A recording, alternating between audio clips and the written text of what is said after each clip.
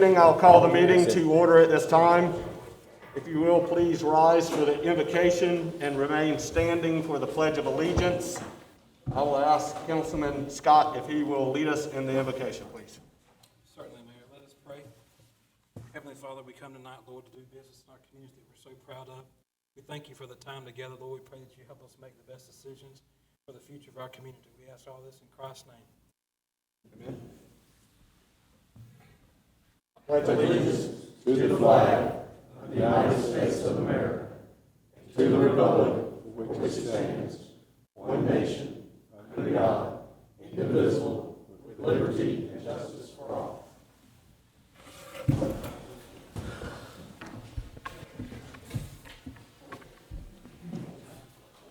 Okay, thank you, gentlemen. You do have the agenda in front of you. I know that Mayor Pro Tem Dunn will not be in attendance this evening. There are a few known changes to the agenda. I believe they're in front of us. One is, or a couple of additions to the consent agenda.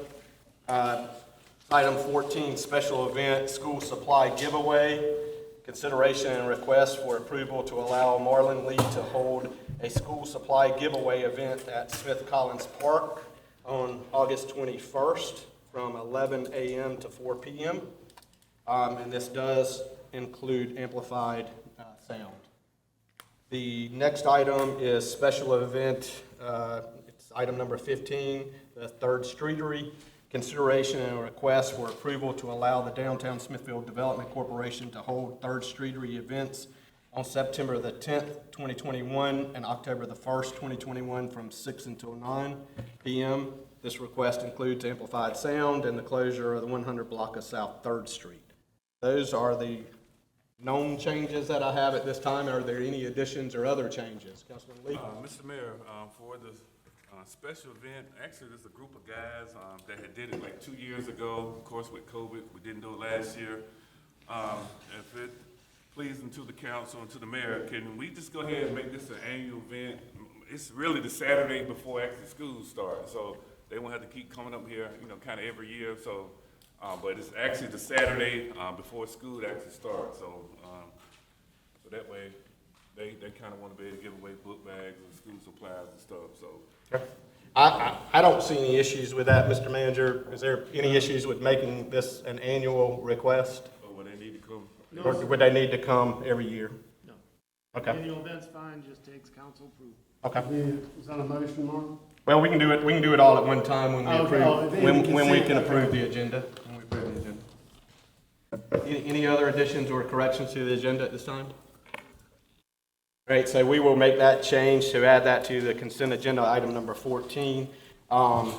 So the first event will be, the next event will be August 21st, right? That is the correct date for this year. And then thereafter, we're seeking approval to allow this to be an annual event the Saturday before Johnston County schools start. Okay, so that's what that item is. Any other additions, corrections? If not, we'll entertain a motion to approve the agenda as amended. So moved, Mr. Mayor. Second. Motion and a second. All in favor? Aye. All opposed? Motion carries. Okay. Our first item this evening, our first presentation, is the Appearance Commission's annual report. Mr. Lee? Thank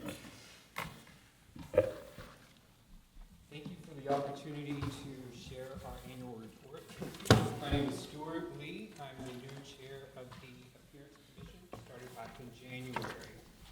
Before I begin, I want to thank our board, our vice chair, Robin Cook, board member Connie Barber, board member Mary Foy Ragsdale, board member Tim Depp, and board member former chair Peggy Scott.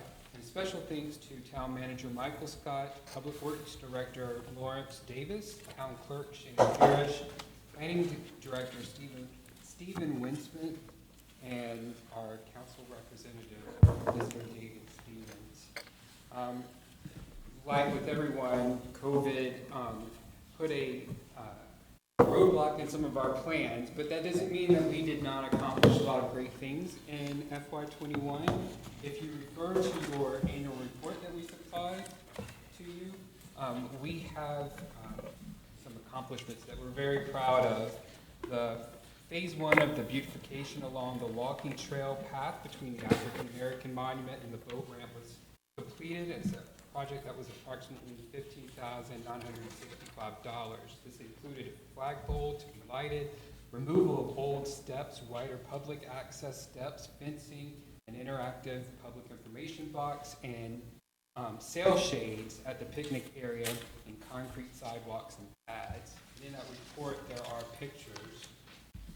At the end of this fiscal year, our budget moving into the forward will be approximately $3,386 in the J.P. George Beautification Fund, approximately $509 in the J.P. George Beautification Fund, and approximately $28,121 carried over in the general fund. So with those dollars, we have big plans for FY22. If you refer to your annual report, we have 14 trees that we're going to be planting along Market Street. We're starting Phase 2 of the walking trail beautification project. And in your report, you'll see an engineer's blueprint of what that project will look like, along with artist renderings. And we also have our Smithfield Art Walk project that encourages the public to traverse throughout downtown corridor. This project includes a mural art competition, as well as the possibility of freestanding art structures. And again, in the annual report, we have artistic renderings to show what that would possibly look like to help people find ways and new walking trails throughout downtown. Before we conclude, I would like to thank Mayor Andy Moore, the Town Council for your support, and a very special thank you to Mr. Jim George for his continued support of the mission and the beautification of the town. Are there any questions about our report?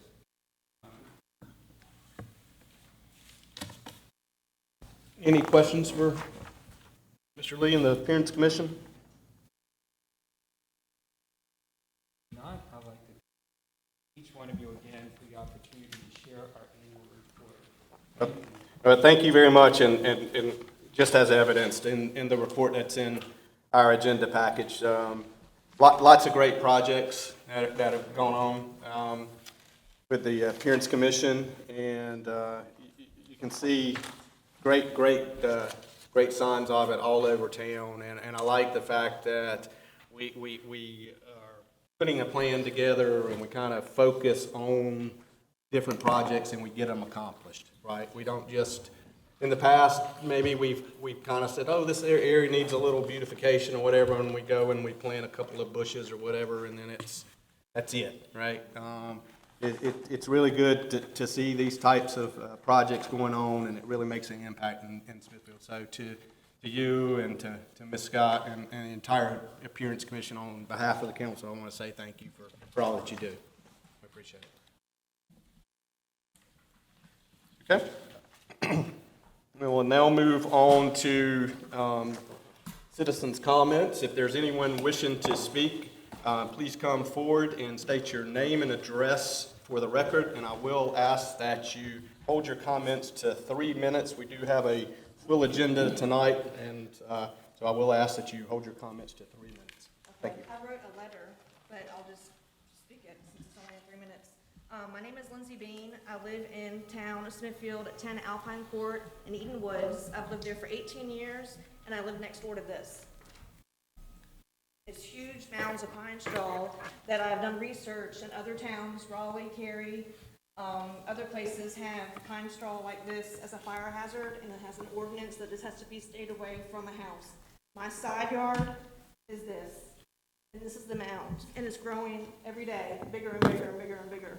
I am scared to death that my house is going to catch on fire. There already was a fire behind my house.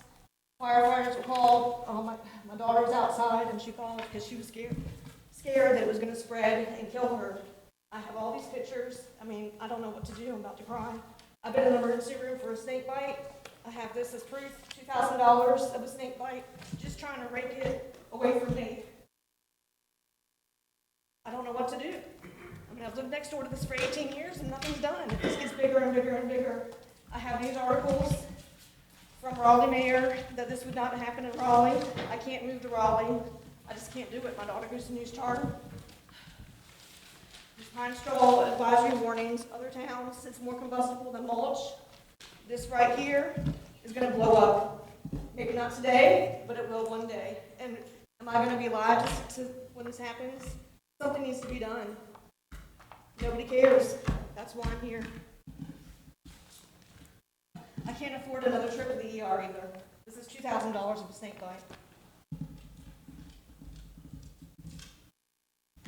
If anybody wants to see the pictures, they can.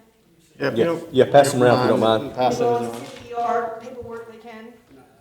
You can pass that around as well if you want. This is what I'm talking about. The mound is getting bigger and bigger and bigger. This is the fire that happened behind the house that my daughter called 911. I was not home. This is my side yard, and this is pine straw. My roof is right here, like literally right here. And I live in a wooden house, so I mean, it's gonna blow. I've talked to Raleigh mayor, 'cause my dad lives in Raleigh. Yeah. My dad lives in Raleigh, and I talked to the Raleigh mayor. This would not happen there. I don't know what to do. That's why I'm here. Ms. Bean, do you know if that house is occupied? It's vacant. It's 9 Alpine Court in Eden Woods. I've been to the town about this before, nothing's been done. They say there's no ordinances for pine straw, even though it's a fire hazard. And it's a fire hazard because I know it is. I mean, there's pine straw advisory all over. I've got it all from the news. Chapel Hill Fire Department says that this is a fire hazard. Pine straw more flammable than mulch. I mean, I've got it. I've done tons and tons of research. And I'm embarrassed that I live next to that. How long has it been vacant? What did you say? How long is the house been vacant? I've lived in my house for 18 years. There was a man that lived there for the first couple of years, and then all of a sudden he disappeared. No one's been in that front door probably 15 years. When I lived right next door to it, no one's opened that front door. If you drive by Bocaderi Road, it's filled with cobwebs, pine straws hanging on the roof. I mean, that backyard, there's no grass. So you have a grass ordinance, great, but there's no grass. It's just pine straw. And that mound is getting bigger and bigger and bigger, that I'm just scared that it's just gonna blow up. I mean, I'm scared. I'm literally scared. After the snake bite, I'm done. I don't know what to do. Okay, That's all I have. thank you.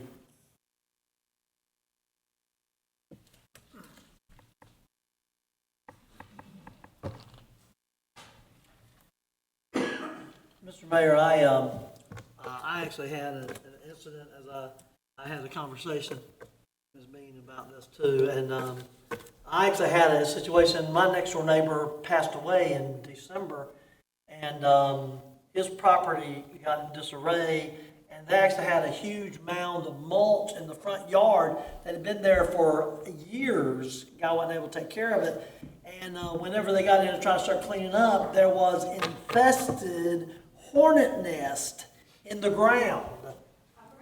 Midnight hornets is what they were called, and the dawned on me that I think that's something we need to take a look at. So I'm wondering, Mr. Manager, can we have some of your staff who manages the ordinances related to yards, look at what others are doing and what we could possibly do as far as this type of, whether it's pine straw or mulch or whatever that's built up, because I think that there's something that we do need to take a look at it. I think there's something that needs to be done, because if it is, I think there's fire hazards, but not just fire hazards. Like I said, there's also a great opportunity for infestation or, harmful other things besides snakes and other things. So I think something we should be looking at. So if we can just get you to have some of your staff look at it, see what may bring us back some suggestions. Yes, sir, we can certainly do that. All right, thank you very much. And I did notice, I'm not going to open this up for debate, but I did notice in one of the pictures, there are 2 vehicles that are noted in one of the pictures. I wonder if those vehicles are currently registered and the registrations are current in that picture. So, hold on, I'm not opening it up for debate, so can we check on that? Certainly can. And make sure, and let's see, because there are 2 can we have these pictures? Can we? I have them too, you can have them. Okay, all right. That way we can give them to the town staff and so forth. Can I just add that if there is no pine straw ordinance, because it's a fire hazard, that other towns have that, and can someone help me just get that cleaned up so my house does not Yeah, have a yeah, fire hazard? yeah, we'll certainly have staff. That's what we're gonna do. We'll have staff, and we'll have staff contact some of the other towns to see what they do. And I'm just gonna, because I'm that way, right? We do have to be careful, right? Pine straw is a known landscaping product, right? Not saying to this effect. So, and I'm looking at the town attorney now, right? So, not saying we should not do anything at all by these comments. I'm just saying that you have to be reasonable because it is a landscaping. Not saying this isn't land. I know. I'm not going to open this up for debate. Okay, all right. So I'm just saying I'm asking staff to look into this, but I just also want you to know that it is probably going to be a little sensitive area. But that's not to say that something can't be done to that, and we certainly will be looking into it. All right. But that's all I'm saying is that we certainly need to look into it. Definitely.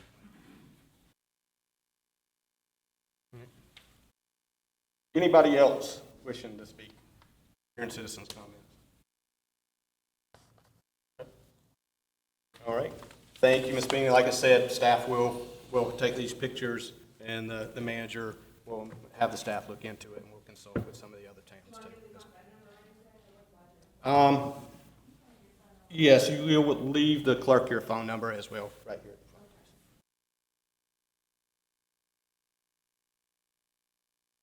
Okay, we'll move on now to consent agenda. Do I have a motion to approve the consent agenda as amended? I make a motion, we accept the consent agenda as amended. Have a motion and a second. All in favor? Aye. All opposed? Motion carries.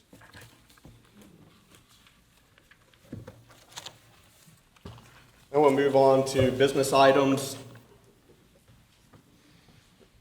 Business item number 1 is bid award in the amount of $37,500 to Honeywell to upgrade the control boxes for load management project. Ted, turn that over to you, sir. Thank you, Mr. Mayor.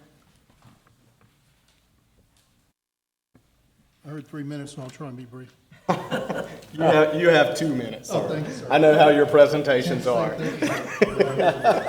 You're too kind. That's 2 more than I was hoping for. Again, gentlemen, good evening. I'm here to ask the council to approve the low bidder for the load management switch changeouts used in our residential load management program. As a quick refresher, all residential customers in the town may participate in our residential load management program.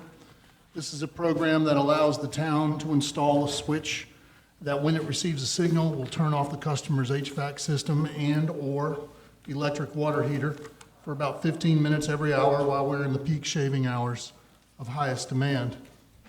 Everyone that participates in this plan gets the benefit of reduced energy bills, but also gets a small financial incentive during the peak months, usually around $5 for the water heater and $10 for the HVAC system. So the town advertised for a contractor to change out the switches to an upgraded model for about 400 switches. We advertised for this project in May and received bids in early July.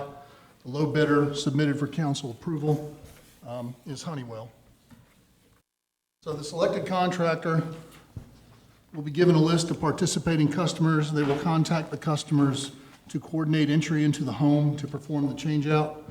We've scheduled this project to take about 90 days, but due to coordination of home entry, we'll be lenient on time, especially since the various COVID variants that are out and about. Everyone wants to be comfortable and healthy when they're entering the home, the contractor and obviously the resident. The new switches are two-way switches, so this means that with the present switch is a one-way switch, it receives a signal to operate, but the town has no way of knowing if the switch is malfunctioning or has been disconnected for maintenance on the unit, or has been disconnected purposefully, and the participant is still getting the benefit of the rebate incentive. But the new switch sends a signal back to let us know that it's operating, it's connected and it's operating appropriately. So the new switches are a much-needed upgrade. The contractor has been chosen for the 400, the first 400. We generally have a little over 600, so we'll probably do it. We want to see how this goes, and hopefully it goes well, and we'll just do it again for the remainder. And then we'll begin as soon as the contracts are executed. So staff is asking council to approve Honeywell as the low bidder and authorize the town manager to execute the necessary contract up to a bid price of $37,500. And that's all I have, so thank you. I'd be happy to answer questions. Any questions for Ted? Mayor, I do have a few questions. Mr. Creel, thank you for bringing this for us. Just to clarify, this is budgeted in our current budget that was approved 1st of July. Yes, it is. Okay. And does this system been tested to work with our smart grid that we have in place now? Yeah, it was used at another town in the Kempa, and it eludes me at the moment, but yes, it works with NextGrid. Yes, sir. Okay. And my last question is, would we be offering this to new construction, and how would we encourage them and let them understand the benefit of it? Maybe not yet. I'm not Yes. sure. No, it was certainly, communication of the program is a big thing, and we're going to be looking at that in the next month or two. The Mayor APP was a Public Power Week. COVID got us last year, but we'll get it in the spring. We'll do bill stuffers to allow that the program is still there. You know, pretty much, how would you like to save money on your bill and earn a small financial reward? Most people at least look into it, and now with some online stuff that we haven't had in the past that we do now, it's a lot better to get to it. So yeah, we will have a campaign to try and get more people signed up.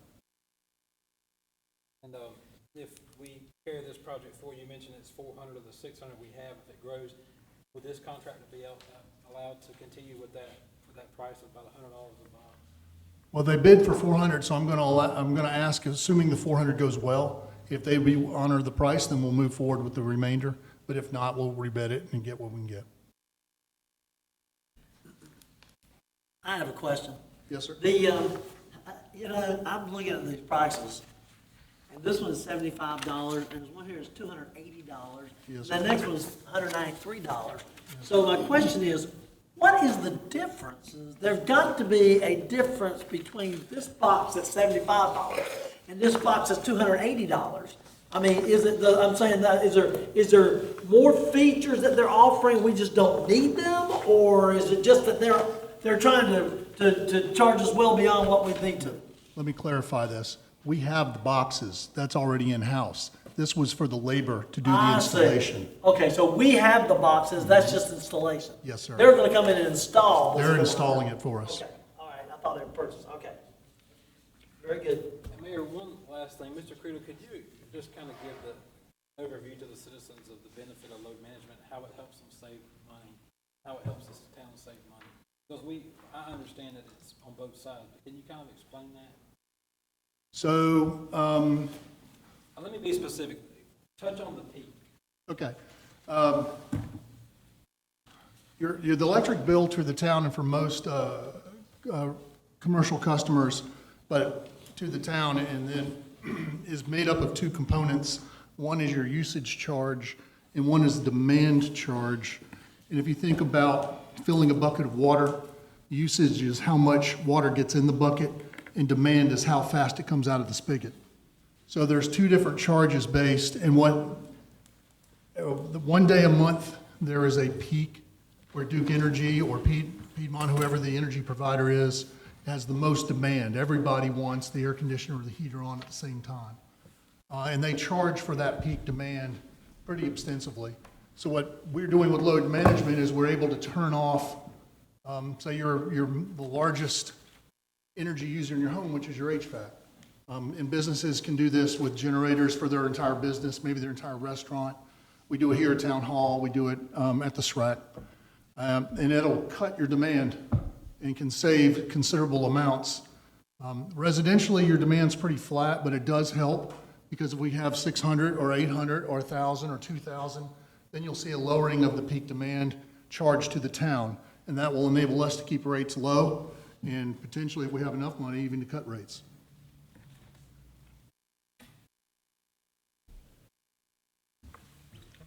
Any other questions for Ted? Comments on this? Ted, is there any way, I know we have been, as a council, and I know Councilman Scott definitely has been a huge proponent of it, is there a way that we can do some type of, maybe a video? I don't know if like the power agency would help us, or electricities or something, some kind of public announcement that we could run on social media, we could put on our web page and so forth, because it is a complex issue, and most people don't understand it, but if we could do like a public service announcement to kind of make it in simpler terms, right, for our citizens, because I think it is a good program, and we put a lot of focus on it. We need to start telling the story and getting people, understanding and utilizing and so forth. I'm quite confident that electricities could help us with that. I'm pretty sure they must have done it for somebody else or helped out, so I will look into that and see if we can get at least something on social media fairly quickly. Okay. So maybe that's something that you could work with Brian and maybe Tim as well to kind of help put that together, Mr. Manager. Okay. All right. Thank you, sir. Any other questions, comments for Ted? If not, what is the pleasure of the council? Mayor, I make a motion that we approve this as written, as we discussed in the budget. This is upgrade to our system, so we currently don't know we're getting savings, and this two-way thing is hugely important, that benefit. I just want to thank Mr. Critic for bringing it forward. I'll make a motion we approve. Second. Motion and a second to approve. All in favor? Aye. Opposed? Motion carries. Thank you, sir. Okay, our next business item number 2, is consideration and request for approval to accept the sufficiency of the annexation petition submitted by ASP Smithfield LLC, Samet Properties, and Amazon, and adoption of resolution number 685-13-2021, setting the date for the public hearing. Madam Clerk, I'll turn that over to you. Good evening. As you know, this is the second step in the voluntary annexation process.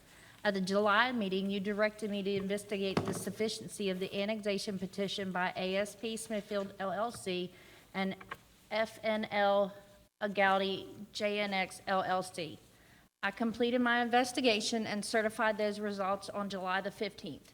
The evidence can be found in your agenda packets on pages 107 through 117.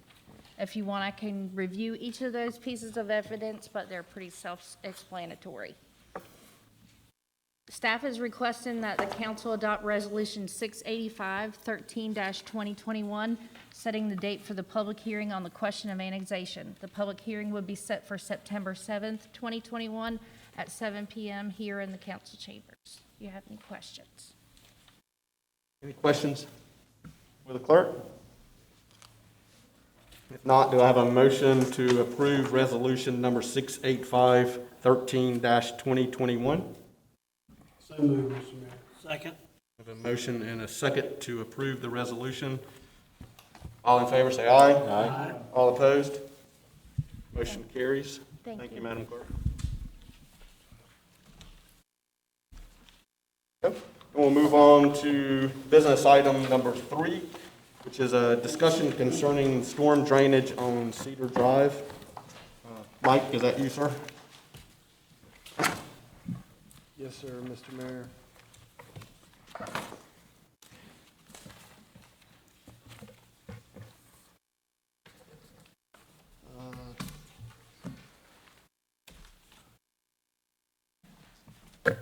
On the 26th of July, Smithfield experienced a bit of a rainstorm, came down really fast.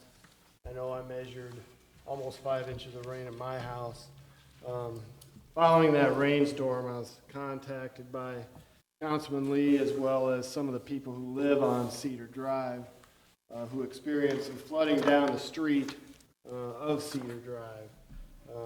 It rose to the level to where it was getting in some of the cars that were parked in the center of the block where the property there is the lowest. However, it did not get into any of the houses or anything like that that I'm aware of. This is an issue that was discussed last year. There's a memo in your pocket on page 125 dated September 1st, 2020, with some background on this issue. It was also discussed during the budget process, and during the budget process, it was tabled until such funding might come in or be available to evaluate all of our stormwater, water, and sanitary sewer issues in town and decide how some of that American Rescue Plan money could be spent. There was also discussed at the time possibly another infrastructure bill that was working its way through the federal government, and we wanted to wait to see if there was additional funding that may come out of that. So this matter was tabled along with several other ones until we could meet and discuss them all at one time. This matter seems to continue to be a problem. Councilman Lee asked it to be placed back on the agenda for further discussion. And here it is in front of you. I'm sure he has some things he'd like to add.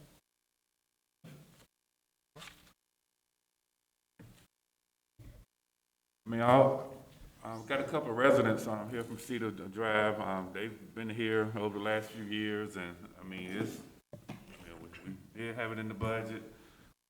This has really been talked about. I mean, this is over in Pine Acres, and I mean, even before the last few years or whatever. I know at one point, I know Tony Nixon was living at the residence, and you know, this hasn't just occurred over the last few years. We've talked and we've talked and we've talked, and finally, you know, we came up with a figure and got something in the budget. You know, then from the budget process, you know, we was told we was going to wait to some more funding and stuff. And as manager pretty much said, about a week or two ago, when we got that strong rain, of course, you know, I get a text 2 or 3 o'clock in the morning, and you know, just looking at those pictures of the water, and you know, one of the residents, you know, wasn't able, you know, to move their vehicle in time enough. So, you know, at some point, you know, you just need to, you know, put some money up, and let's, you know, let's try to alleviate this problem. I'm not an engineer, so I don't know if this is going to be a complete fix, but you know, something was said, a figure came up, and you know, we just need to do something. We just need to do something. Of course, I know this is not the only area that floods, definitely not, but you know, money came up, it was in the budget. You know, these residents have brought petitions down, everything, and at some point, you know, it's time to get something done.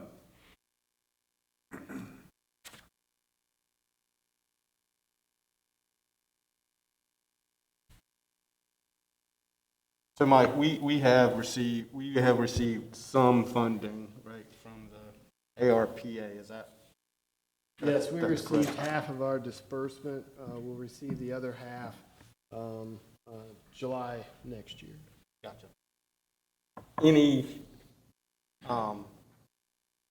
news on the infrastructure bill in the federal government? Do we know where that stands or anything there? I know that the Senate passed its version of the bill just a couple days ago. It's a $1 trillion infrastructure package. Supposed to be involved with all types of infrastructure, water, sewer, roads, broadband, those type of issues. Goes back to the House now. The House wants a more robust, more expensive package, so there'll be some negotiation, I'm sure. But it goes a long way to say that they were able to reach a bipartisan deal for $1 trillion. So, you know, promising that we'll see something come out of that at some point. Mayor, I have a couple comments on this topic. I've seen this firsthand, and I've also seen it in many other areas of town. And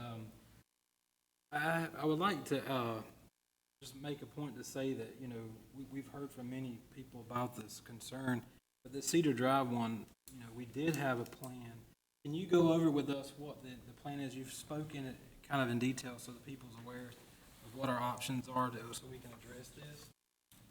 Yeah, unfortunately, there's not a lot of options over there. Cedar Drive it's a very flat area, and The way that the subdivision in that street was constructed was what I would call the north and the south sides are a little bit higher, and it has created a situation where all the water runs down from those properties down the road to the middle. So I say it's like a bowl, but it's a flat bowl. But in the middle is where most of the problems are being experienced, because you have water coming down each side. There's not any significant storm drains, catch basins throughout there until you get down into the bottom of that bowl. And that is where the catch basins are. So if water comes down and it rains all day long and it rains a fairly steady stream but nothing serious, the catch basins will handle it. The water will run down and it'll run out just as designed. The problem comes when rain comes too fast or all at once. When you have a large downpour like we had the other day, then it overruns those catch basins. It builds up in the middle of that block, and therefore it starts to flood in those areas. I will say, since it stayed in the street, even though it was high, we're keeping those catch basins clear and those pipes as clear as we can, and I think that's helping. Because last year, I know we had some flooding up into the yards, almost into one of the houses there. And that did not happen near as I know the other day. The only fix there is there, other than to raise the entire subdivision and all the houses there to create more drop in the pipes, more flow, is to take out the existing stormwater pipe that's there. It's an 18-inch pipe, and replace it with a 24 or 36-inch pipe. However big a pipe would fit in there, we would want to go back with the biggest pipe that will fit. We're pretty certain a 24-inch pipe will fit in there, but 36-inch pipe may be too big. There may not be enough room. It maybe end up being above the ground, so we wouldn't be able to use it with the curbing that's there. But whatever it is, as we would dig up the old pipe, replace it with a larger pipe, so at least as water flows into these catch basins, there's more storage for it under the ground where these pipes are. It'll hold more water, and hopefully during these downpours, it'll give it more chance to flow out of that area as opposed to all overrun those catch basins, so to speak. It's not a fix that is going to prevent flooding in that area all the time. When you have hurricane-type rains or downpours that are extreme, it's still going to raise up, but it will, we believe it will improve it. And that's really the only improvement that can be done there without spending, $100 million to raise up every house and raise that street up higher than what it is, the elevation.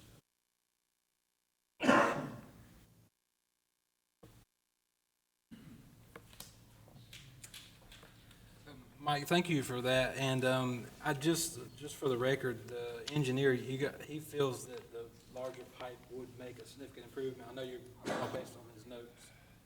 Yeah, Bill is a little less optimistic than I am about the improvement with it. He thinks without changing the fall of the pipes, you're not going to see as much improvement as you would like. But he agrees that there would be some improvement. We just don't know how much until we actually put it in and see what happens. Where does that fallout for that specific pipe run to? It ends up going across Market Street, and it empties into a ditch there on the other side for the college. And we have been working with the college to make sure that that ditch stays clean too, so it's not backing up from there. The 24-inch pipe will hold not quite 3 times the amount. That's mathematically, yes. That's if you cap both ends and fill it all the way up. Yeah, I mean, so Yes. it would help. It will hold more water. It will help. Drain at that point. I think it will, yes. But we're not sure if 36-inch pipe. Not until we pull out the other one and see if there's enough room to put it in. We're not optimistic that a 36-inch pipe will fit in there. We're comfortable with a 24, but we're concerned a 36-inch pipe is, it's going to be really close to the top of that street. could put 36, significant. Yeah, that would be the way to go. It's not that much price difference. And so certainly we'd want to go with we want to go with the biggest pipe we can It's put. almost 5 times, not quite 5 times the water. Yes, sir. So I have a question. During the budgeting cycle, when we were having discussions on this issue and other issues, I don't believe the $60,000 was approved during that time period. I think the discussion was that that issue, along with other issues that we had that approached about flooding and we talked about the ditches, the sidewalks and stuff on Wilson Mills Road, all those things, all those studies would be brought back up after the funds were available, so then we could see where all the money was and then distribute the money as needed based upon what the overall plan and strategy was. Isn't that what according to this, isn't that what happened? I just want to verify. I mean, because I don't think that we committed the $60,000 to do this or any of the other projects. It was discussed of what you said it would cost would be approximately $60,000, but there was never an approval by the committee, by the council to do that or any of the other. There was other projects, Wilson Mills Road, that was another one that was dear to my heart, but it wasn't brought up. Well, again, it was put off until, because we said that when the funds became available, we would develop a workshop and then evaluate where the money to be spent. Is that not what we said? I'm trying to recall the discussions. If somebody else can help me, I mean, if we committed. We created a stormwater budget, a whole stormwater department in your budget this year. First time we ever had that. And this was, all the issues that you just mentioned were part of that budget proposal. They were never in the manager's proposed budget, and they were never approved by the council. But they were all discussed whether or not they should be put into that budget, that stormwater department's budget.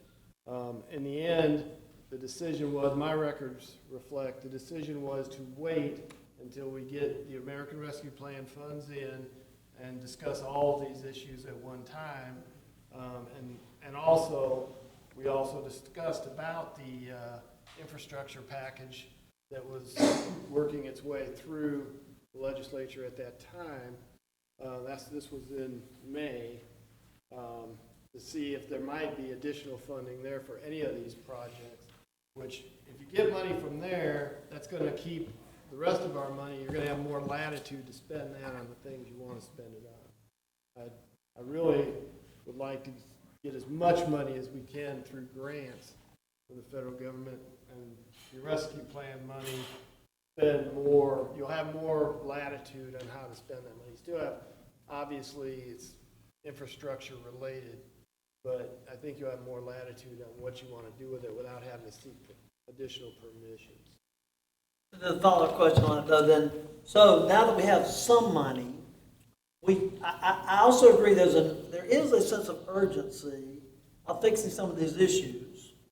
And, we can't continue to kick the can down the road waiting for something to happen. We have to put together a plan and then implement the plan.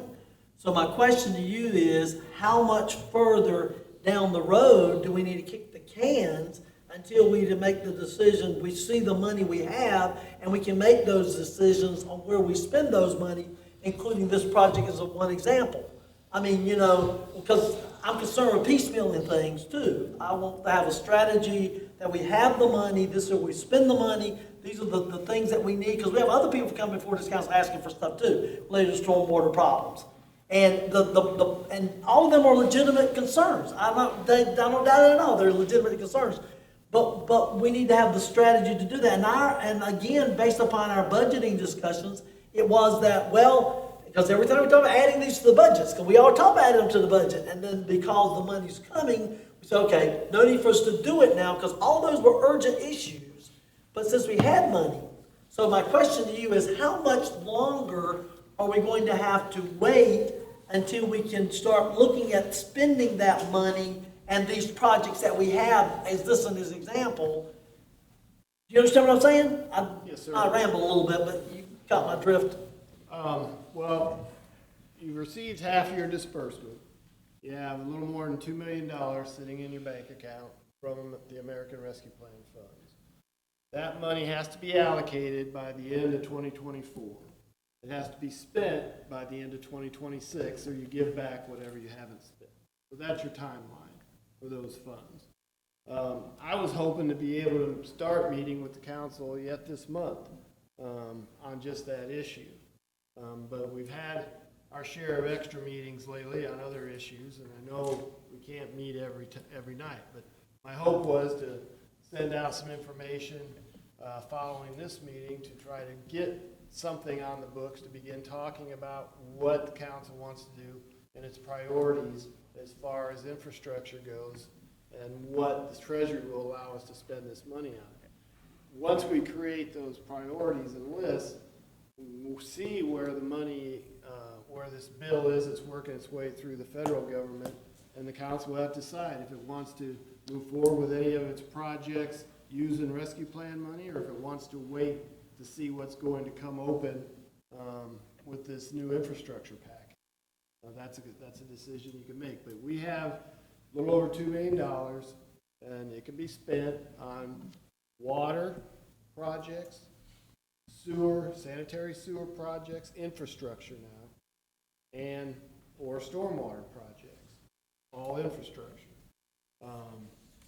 So those things we know it can be spent on.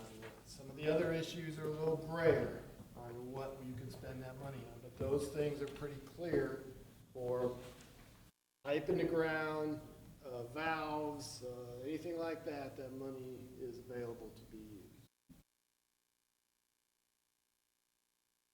What's holding us up from addressing this issue now? Only however you want to handle it. It's council's decision. Because I know that Council Lee's comment, I'm sure citizens here, this has been going on, I know, since my first term, and I'm probably years before that. I know it was brought up during my first term.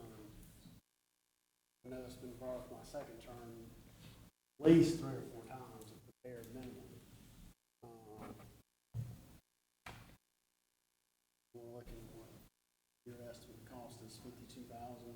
Well, understand, these estimates were back in 2020. Yeah, Right, 2020, so maybe a little different and now. you've seen a significant increase in piping and anything involving construction in the last 6 months, so I mean, that's what, it could go up, I mean, I understand that. yeah, so I don't wanna be held to those. No, I'm just saying, that's what your estimate was in 2020. $60,000 is kinda where I'm at right now, Right. but it could jump up closer to 80 to 90.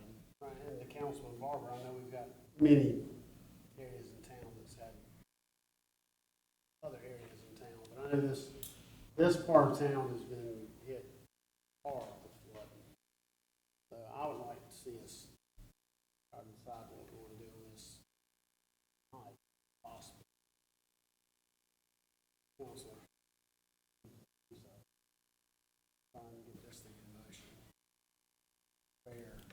It's been brought up more than any other issue in the area, in my opinion. The money's there. I don't know why we need to continue to hold them. We can start the process, see what's gonna cost. Mayor, I have some comments I'd like to make. That's my opinion. Not to cut Councilman Wood. No, you're fine. I'm finished. The first thing, I think it's important to us to address, I can't agree more. I remember when I first started on this board, this has been an ongoing issue for quite some time. With this specific neighborhood, I remember specifically Miss Washington coming before us many times. The question I have for the manager, Mr. Barber mentioned that there's been other things come forward, and that is so true. But I do have one very important question. Is this on the town right-of-way, this pipe? Yeah, it's right in the gutter line. It's not private property? No. The other thing that I would like to make a mention of, and not trying to take a light off of this situation, because I agree with council comments that I've heard tonight, we need to address this issue immediately. But I think in our budget, we talked about I&I and our sewer infrastructure. We talked about water leaks in our water system. And we've touched on sewer. I mean, it's obvious all across town when these heavy rains come in place, we see our storm drains fill up. And then the one right across town hall here does it. And eventually it can't manage the capacity, and that's exactly what's happening here to some degree. We're also seeing a lot more impervious surfaces under the college's building, specifically in this neighborhood, which is a good thing, but we got to make sure we manage it appropriately. My concern is, at what point or when can we allocate funds to have these stormwater drains cambered so we can see the root balls and clear them? Because, replacing the pipe it sounds great, but if there's a root ball in the 18 and you're only getting 6-inch flow, it's common sense that could be part of the problem, and I don't know for sure. But I just think, I know in South Smithfield, when we had those downpours, those residents had a significant amount of water in the street in their yards. And it's same with Cedar Drive and other parts of the town. I know up the north side of town, some of the businesses. But my concern is when can we put some plans together to investigate these runoffs, these pipes that take this water where it's supposed to go? That's kind of where I'm. We've actually invested quite a bit in putting cameras down lines in the last 6 to 8 months. Also in the budget, the one thing that was approved in the new stormwater department was a camera system for us to purchase ourselves. We're in the process of getting that done, to purchase that equipment and get it operational. So once we have it, we'll be able to, utilize it a whole lot more and put cameras down a whole lot more lines and evaluate them. But I'll be honest with you, the councilman, what the town really needs is the other item that was not included and that was talked about along with this stuff was a vac truck for stormwater. We could keep a vac truck busy every day. These stormwater lines, like you say, there's root balls, there's different things in them, but with a vac truck, we can push most of that out, and where it's not pushed out, then you go back and you camera those lines to figure out why water's not flowing. We used the one from utilities a couple weeks ago up here on 4th Street. We did about 4 blocks where we've been having some problems. And I went up there and actually watched it and saw how it operated and the benefit from it. And Lawrence and I had a lot of discussion about it that day as well as since then. And that's our biggest need. If you want to keep these stormwater pipes clean, we've got to be able to push water through them at a force that'll push everything out of them. When that includes yard debris and leaves and sticks, and we had a bicycle down in one of them, so, and it's a major issue. We have been using the utilities truck. They have one for sanitary sewer that they use, but frankly, we can't take it every single day and utilize it, and that's really, we could keep it busy every day, going around, systematically going throughout the town and cleaning all these lines. So that's going to have to continue to be talked about as we move forward, but on top of that, you have to look at your funding stream. How are you going to pay for all of this? You got $2 million here, you're going to have $2 million next year. You can sink it all into stormwater, but you're not going to make a dent. And where your money's really being wasted is in sanitary sewer.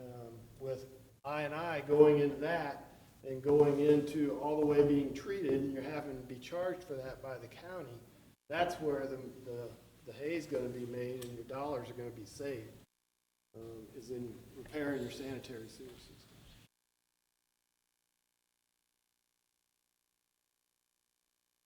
That's why I think this infrastructure package that's coming through will help us too in some of these issues. We need to see what that's going to be able to be used for, what kind of grants we're going to have to write, and how much of that's going to be able to trickle down to municipal government.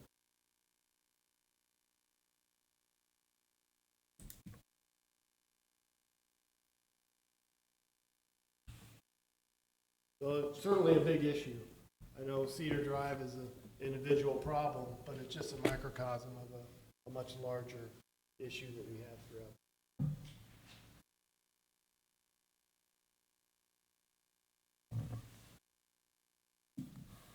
So Mike, what is your recommendation? Well, we know that Cedar Drive is unique. There's nothing else we can do there but upsize the pipe. If you want to try to do something at all, we can upsize the pipe. There really isn't alternatives there. We don't need to study it anymore. So, at some point, you could upsize the pipe. It's not going to fix the problem. I don't want anyone coming back when it floods in a big rain and saying you said it was going to fix it, because it's not. It's going to make it better. It's going to improve it, but it's still going to flood in that area. There's nothing we can do with the way that's designed and how flat it is and how that's a bowl in the middle to stop that from ever flooding again. It's just not going to happen. We have all these other issues. I encourage the council to schedule another workshop and start trying to identify how and the best use of these funds going forward. We've got time to do it, but you really need to identify how to use these funds. I would, if you want to look at Cedar Drive a little harder, because it's something on your radar, if it's sure you want to do it, do we need to wait on it? Probably not, but I would recommend that we go out and get some quotes to see what it's really going to cost in today's environment, and see, where you're at with that, and then allow me to come back with that information, and then you can make a more informed decision. Do you think you can have that by next month's meeting? I think so. 'Cause I have personally been on Cedar Drive during heavy rains, and I have video of it, right?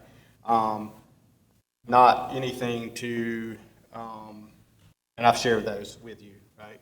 I've also been on Wilson Street right down from you, and I could have literally gotten a kayak and whitewater rafted. All the way down. Literally. All the way to the river. I mean, it All the way was to the river. flowing that fast, and I have video of that, so if anybody doesn't believe me, I have video of it. But I haven't seen anything like what some pictures that was just shared with me, right?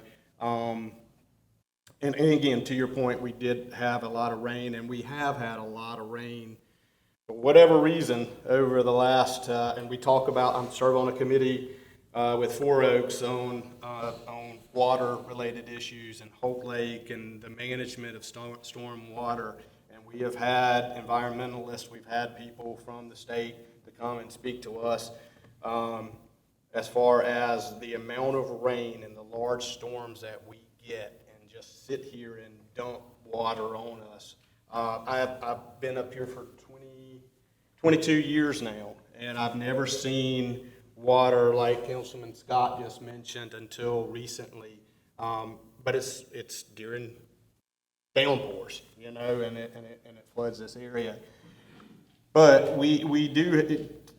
You made the comment that we don't need to study this anymore. That there's not anything else that we can do on this particular one, because I can tell you right now, I was coming into this thinking, no, we shouldn't, because not right now, but we should have these meetings and look at it holistically, because I've sat in this room about 3 months ago, it's been longer than that, time flies, but with a room full of people who were talking about flooding issues from all over the town. And it wasn't just in their cars, it was inside their houses, right? So we do have issues. Smithfield is a low. Edenwoods is I used to duck hunt in Edenwoods, right? So Edenwoods, Smithfield is a low area. We know that, right? So we do have these issues. So like I said, I was kind of leaning towards, no, we need to have this plan, because I'm a firm believer that we just because we have the money doesn't mean that we need to go out and do something. We need to have a plan to look to Councilman Scott, which you just referred to, of looking at our issues across the town. But if we don't if you're saying that we really don't need to study this one anymore, we know based off of the engineer's analysis that it will not solve the problem. And I'm a little skeptical that a 24-inch pipe above an 18-inch pipe is really going to do a whole lot. But it should help, I would think. So my recommendation is to have you go out, get some bids, and come bring it back to the next meeting. But then let's don't set a precedence. Let's have these meetings and let's look at what we need to do with this money. But I'm also interested in the infrastructure bill from the federal government. I believe that right now there's no better time. There's money everywhere from the federal government. I mean, there is lots and lots of money. I serve on several, except for DOT. DOT is the only one that's broke right now for some reason. But I serve on that committee as well, on a state level, on a regional level. But there is lots of money available to municipal governments and federal governments if we are smart about this. And I think we need to really put some to follow the infrastructure bill to see what's going to happen there.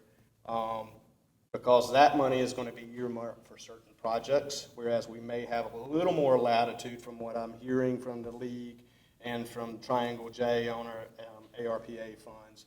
Still we have restrictions, but we may have more latitude of how to use those funds. And we have until, what, 2026? Is that what you said? We have to have it allocated by the calendar year in 2024. Right. But we have to have it spent by calendar year in 2026. Okay. So that would be my thought process is that, that maybe we allow you to go out, do the due diligence on this project, come back with some bids, because I will say a quote a year ago may be significantly different than what it was based off of the cost of materials and so forth today. I mean, it could be double. I know you said, what'd you say, possibly 60, 65, but it could be much more. Yeah, it could be 90 to. But still, we don't know until we know, right? So get that, bring it back, and we've got some money, then we can make that decision. Does that sound reasonable to let's do? So what's the plan?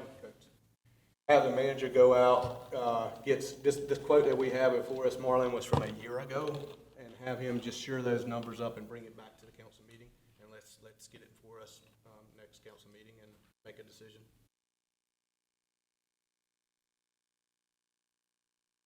All right. Any other questions, comments? Need a motion? Do you need a motion for that? Or do you just need to do it? Do you need a motion just to do that? Is that agreeable? All right. I'm just gonna say this last statement, because, I don't know, just my gut feeling, because this has been kicked down the road so long, that we'll come in next month, and we'll hear these enormous amounts of quotes and stuff, and then it's sitting dead again. It's just my own gut feeling. So, maybe I'm wrong. I would love to be proved wrong, but just like I say, it just seems like if we can't spend in East Smithfield, if we're not spending in the other areas, we definitely not going to spend in East Smithfield.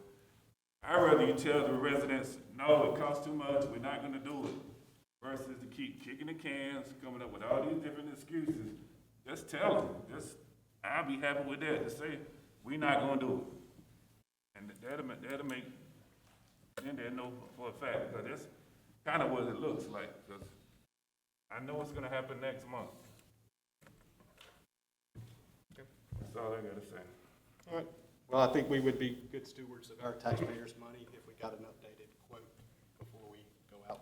But I guarantee you, one of them residents don't pay their light bill on time. Somebody be over there within 5 seconds shutting that stuff down. If we're not paying our stuff, but it'd be nice if we could get some of the tax money. They pay taxes too, so just all I gotta say. Thank you, sir. Appreciate it. We'll move on now to our first public hearing. This first public hearing is not a quasi-judicial hearing, so there's no need for anyone to be sworn in at this time. Our first public hearing is CZ-21-03, Floyd's Landing. I won't read all of that. I will just turn it over to Stephen once we open the public hearing. Do I have a motion to open the public hearing for CZ-21-03, Floyd's Landing? I make a motion, we open public hearing. So, I have a motion and a second. All in favor? Aye. Stephen, turn it over to you, sir. Mayor and council, this is a conditional zoning map amendment request, so it's a rezoning with a plan. You can conditionalize it. This is a give and take process, if you recall. We've had a couple of these now. So this is a request by CE Group. They're requesting a conditional zoning of 5 properties consisting of 199.8 acres, rezoning from R20A and B3 to an R8 conditional zoning district with a master plan of a subdivision consisting of 118 detached single-family homes, 220 townhomes, and 360 apartment units, a total of 698 dwelling units. I got the tax ID numbers are listed here. The land currently is agricultural and residentially used. There will be school impacts. We've actually had discussions with the school district about this and other developments that are coming. They have a system right now where when we have applications, then they want us to put it on a survey, and we've been trying to tell them we know what's coming way before that survey so that they can be in advance, have advance notice. So hopefully that relationship will keep going and it might produce some better results. This will have a big impact on park and recreation. There are no parks identified in this area, but that's a lot of park fees. These are the owners of the 5 properties. 2 of them are owned by ASP Smithfield LLC, which is Samet. We got track 2, which is the Gourley Rose property. There's a Fay Barnes Revocable Trust property and Elizabeth Batten property. So if everybody knows those people, that's will help you identify. I'm just going to switch. I'm going to use the zoning map to talk about the land use. So these are the properties right here, and just for reference, across the street, across West Market Street is the Amazon site. This property that's being proposed for development extends roughly from the airport all the way down to the current corporate boundaries. You can see there is a portion of it that is being exempted out or opted out. They're not going to rezone a section of it because they want to retain that business zoning. And that's right across the street from the primary entrance road to the Amazon site. I want to make that clear. So the area shown in red is B3, and that's basically, I think it's 250 feet along the frontage of the highway, and the rest of it is R20A.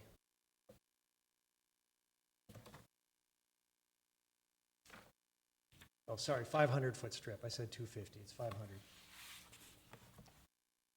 And so this is a detail of that part they want to retain as commercial. That's the area in yellow. And within that area is a current residential commercial property, is the copier place. They did not want to be part of this development. They did not sell to the developer. So that site will remain as it is, and the development will be wrapping around it. And the proposed commercial, or the commercial that's going to remain, commercial zoning will remain around that property.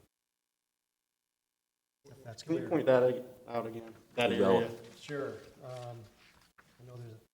I know there's a pointer on my computer, but I'll just point this out here. Copier place, residential business. This is current business rezoning they're going to retain. Okay. I have a pointer feature on here, but I gotta figure it out. No problem. It's basically the grade area though, right, in the business, Yeah. the gray area Yeah. there. The site is within the Neuse River Basin and drains into the Reedy Branch the site drains into the Reedy Branch and Swift Creek. The site slopes from US 70 business from north to south, and the site is broken up into 3 developable areas by the blue line streams. More than half the site is within the 100-year floodplain. The land is currently residential and agricultural, as I said before. There's an existing commercial billboard and a town wayfinding gateway sign on the property, identified as Tract 1. The site is a mix of open agricultural fields and woods with several single-family homes. All the single-family homes will be removed from the site. As I said before, the copier place owned by Zane and Betty Williams will not be rezoned and is not part of this development. This illustration shows the 100-year floodplain, and you can also see those drainage ways cutting through the property. So those are blue line streams, and there's a 50-foot buffer along either side. And the development is respecting those blue line streams and is staying outside of the 100-year floodplain. The applicant has expressed interest in annexation, and they've indicated that this will happen before final plat. So this will all become town municipal property, or municipal boundary. So this is a copy of the overall site plan. I can probably zoom in on pieces of it here. The single family portion is to the north. There's an access drive where you see the A, if you can read that. That is an existing curb cut on US 70 that they'll be utilizing for access. A curb cut, a crossover. And there's a cul-de-sac to the north which would allow continuation of streets to the north if necessary. The area here in yellow is townhouses. And then across the blue line stream, the center area, are garden apartments, 3-story. I forget how many units are in each one, 6 or 8, I can't remember. And there's an entrance just to the north of those apartments, then another entrance kind of on the south side of those apartments. One being just north of the proposed commercial area, or the existing commercially zoned property, and one that will bisect that and be the primary entrance, which will be across the street from the Amazon primary entrance. And there will be, again, townhouses on the southern end with a 100-foot buffer between it and the existing residential homes to the south. Any questions on this slide? I'll go into more detail. All right. These are some images the developers provided of a similar development that they're planning to model it after. There's open space pictures with a common recreation building behind and apartments. This is the recreational building. This is essentially very similar to what they'll be proposing for the apartment complex in the center of the site. These are examples of the single-family homes.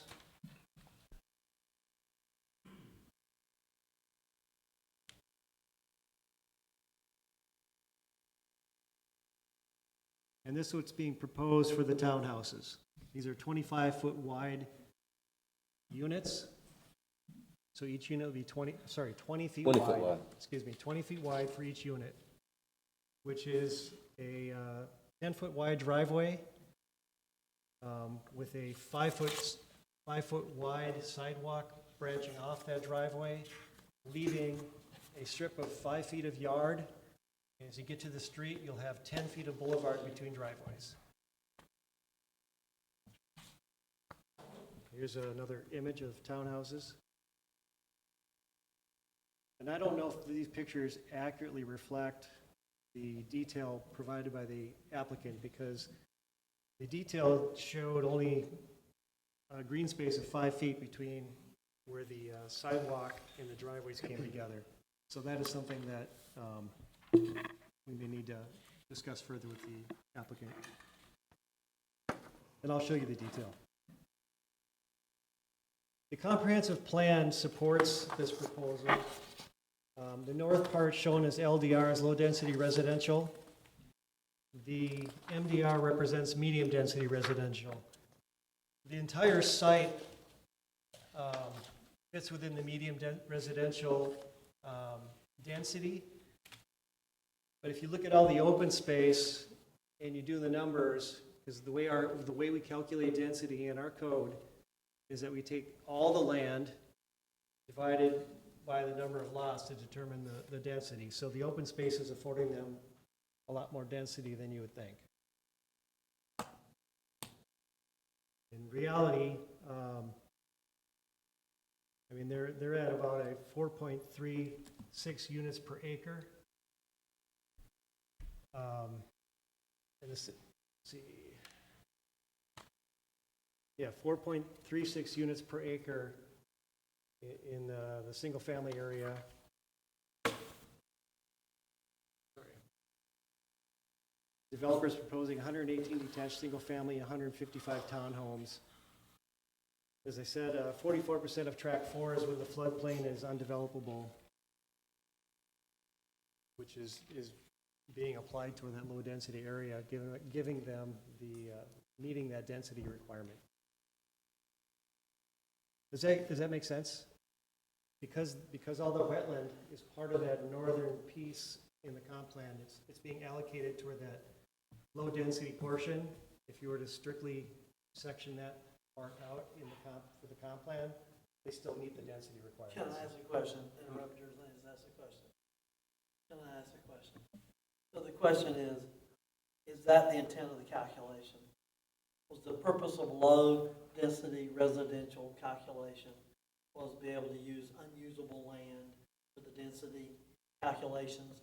Is that the intent of the calculation? That's why I'm just curious, because that's what's being applied to be able to classify as low density, is to be able to classify land that you can't necessarily use to build property on, and therefore you're able to build a lot denser. I understand. So my question is, so the low density calculations, if you know, that's what when I read it, that's what I didn't interrupt your presentation, but I was expecting this, and I actually had the same impression when I first came to the town of Smithfield, but this is how density was being calculated, and this is how our code spells it out. It doesn't net out wetlands. Wherever I've been, there is a net density number, or a net acreage used to calculate developable land. Here it's gross. We don't net out all those Steve, things. that's not just here, that's Johnson County. Okay, well, that's probably where it came I'm from. not sure all the way county, and if you put a conservation easement on it, which you can sell wetlands for conservation easement, sometimes they put in a density requirement, but even then, they'll negotiate it out. So, I mean, wetlands is used for the density requirement. I probably, you're the architect, you're the landscape engineer, but probably got a lot to do with stormwater and permeability of land is the density does. But if you look at the calculations we get on the county or anybody else, the wetlands are of it. Yeah. It's not some Smithfield mistake, it's a regional mistake. I mean, it could be studied to figure out a different way to do things, but that's how we've always been doing it, and apparently that's how the county does it. So That's the system we have to work with, and that's what we applied towards this development. Does that answer the question? Does answer the question. Thank you. Thank you. I pretty much covered this.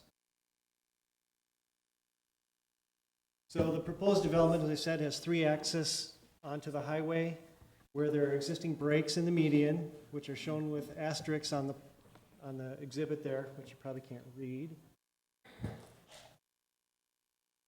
3 asterisks. The most southern one, again, is lined up with the Amazon site. A TIA, a traffic impact assessment, is being prepared for this development, and one was prepared for the Amazon development, so DOT is going to be looking at the kind of the sum of all those and making some recommendations. It is likely that the middle axis will be a right-in, right-out, because last I understood, Amazon is going to, I think Amazon's going to have some restrictions there as well. I think they were going to have a right-out to some kind of turnaround bulb to come back. So I imagine that would impact this development's access at that driveway. Other highway improvements are likely including turn lane, right turn deceleration lanes at each entrance to the development. And that should be available before the preliminary plat. All the roads within the development will be public with a 60-foot right-of-way.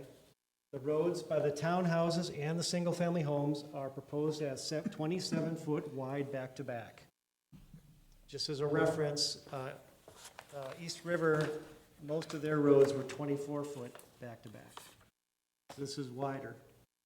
The entry roads behind and through the commercial area are proposed as 35-foot wide back-to-back. Back-to-back means the backside of curb, backside to curb. The town's standard street detail, so we have a set of engineering standards, and they've not been updated for probably 20, 30 years. Call out a 34-foot wide road back-to-back within a 60-foot right-of-way. So the residential streets are narrower than our town standard, our official standard from 30 years ago, and the commercial is about the same. Curbing is shown as B612 is required. The parking lot for the apartments and the overflow for the parking for the townhomes are indicated as private.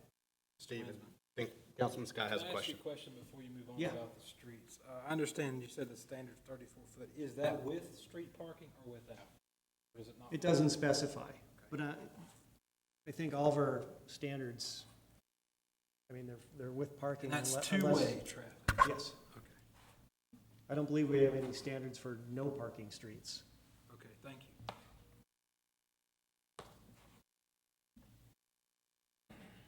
Approximately 151.4 acres, or 75% of the site will remain undeveloped as open space, consisting of streams, wetlands, ponds, floodplain, and buffers. This includes area shown on the comp plan as conservation. All of our 100-year floodplains in the comp plan are shown as conservation. And they are respecting the 50-foot riparian buffers along the blue line streams that cross that property.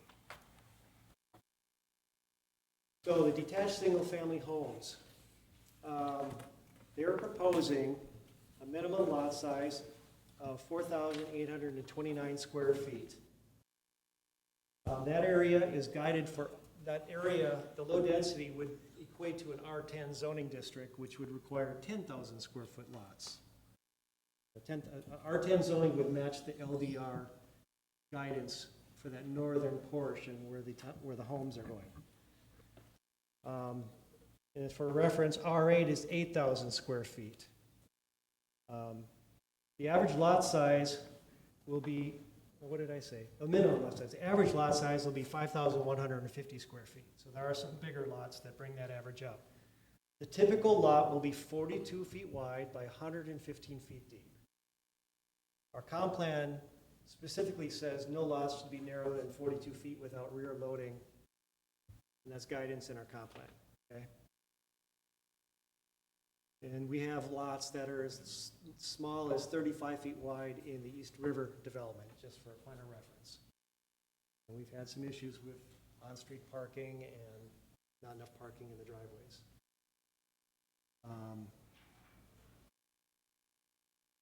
So R10 district requires a 75-foot frontage requirement.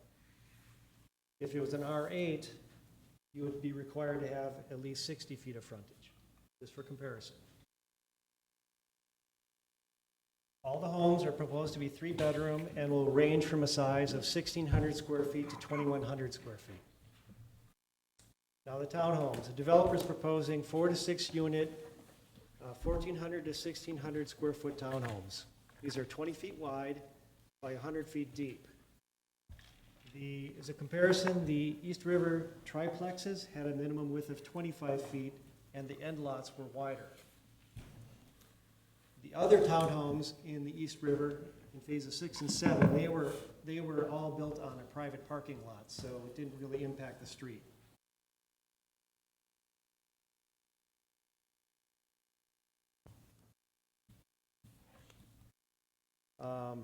The apartments, the property lines for the apartments are not identified. I don't know if that'll be just one big lot with multiple apartments on it or broken into several lots. It's not clear at this point.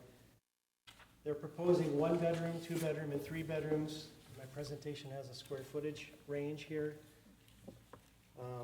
1-car garages.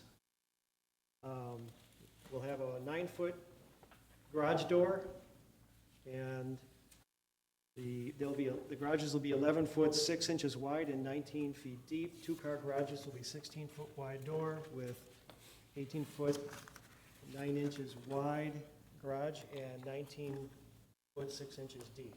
I put that in there as a reference because we found out after the fact that East River put in smaller garage doors than are standard. That you can't put an average car in some of those garages. So these are standard garage doors and garages that you can fit a car in. Single-family So, homes. Stephen, sorry, but the garages you're referring to there that's not associated with the apartments, right? No, Just no, happens it's to just be on the garages in same, general. just happens to be on the same slide. Okay. All right. Same slide, sorry about that. No problem. Here we go. Estimated sales price and rental prices. The single-family homes are going to be sold at somewhere around the mid-200s. The townhouses, somewhere between the 180s to 200s. And the one-bedrooms will rent, the one-bedroom apartments will rent between $850 to $1,050. 2 bedrooms, $1,100 to $1,300. 3 bedrooms, $1,400 to $1,600. So these are what their projected sales and rental prices are. The building heights for the apartments will be up to 50 feet. It's 35 feet per R8 standards, so that'd be a conditional zoning change. In setbacks, there's going to be some proposed deviations from the R8 zoning in the table that I'll show you later. They're proposing 5-foot public sidewalks on all public rights-of-way. They're proposing an 8-foot multi-purpose trail along US 70 Business. As you recall, our code requires a 5-foot sidewalk. Staff feels that a 8-foot multi-purpose trail is actually probably more fitting along a highway, providing more options for biking and walking. 2 parking spaces are proposed for each single-family unit, detached and attached, within an enclosed garage or driveway. Additional parking will be provided in overflow areas in the townhouse areas. Multifamily parking will comply with the UDO requirements. There will be limited on-street parking within the townhouse development, given the separation between driveways. And I still haven't shown you that detail, but it's a 20-foot wide lot. You got a 10-foot driveway. That means you have 10 feet at the curb line that's green per lot. If you, depending on how you do it, at most you're gonna have a 20-foot of green space between driveways, but usually it's 10. The way the detail shows it, it's 10, 10, 10, and then whatever is, I think it's 20 feet between the next townhouse. So there's very limited on-street parking. They are proposing 24 street, based on my calculation, there's 24 street parking spots in the larger townhouse area and 6 in the smaller due to the narrow street width and driveway locations. That's how much on-street parking would exist under the current layout. Residential driveways are prohibited from being within 20 feet of an intersection corner. Based on the plan, it's unclear whether the townhouse development complies with this requirement. The project is proposed to have several private parks and playground structures and passive lawn areas for informal use throughout the development. Adjacent to US 70, there'll be a 50-foot landscape buffer. Adjacent to the northern boundary of the site, there'll be a 50-foot landscape buffer. Adjacent to the southern boundary of the site, they are proposing a 100-foot landscape buffer. The larger landscape buffer is against that existing single-family residential neighborhood, so there'd be lesser impacts, as this is a very big change. Within the public rights-of-way, they are proposing street trees. Townhouses and apartment developments will be required to meet the landscape requirements of the UDO. No dumpster or trash facilities are shown, but they will be required within the multifamily. The development will comply with the town's stormwater management ordinance, utilizing a combination of water quality ponds, bio-retention areas, and other approved measures to treat and control stormwater runoff. As much as possible, the stormwater measures will be within the open space areas and positioned and landscaped to be an amenity for the project. The master plan will be submitted with the future, a master plan for signs will be submitted with the future preliminary plat.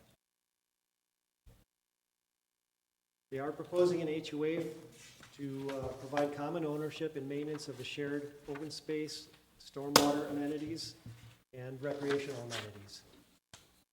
And this is an example of a picture of the existing town sign on the southern end of this property, this development site. I've not discussed yet with the developer, if they'd be willing to grant us a spot elsewhere, but I think the intention of this sign was that it could be moved in the future and that we would likely move it to our new corporate boundary once that was established. But as you know, there may be an annexation even further north, so where that location would be, whether it's on this development or another development, is a discussion that we can look for in the future.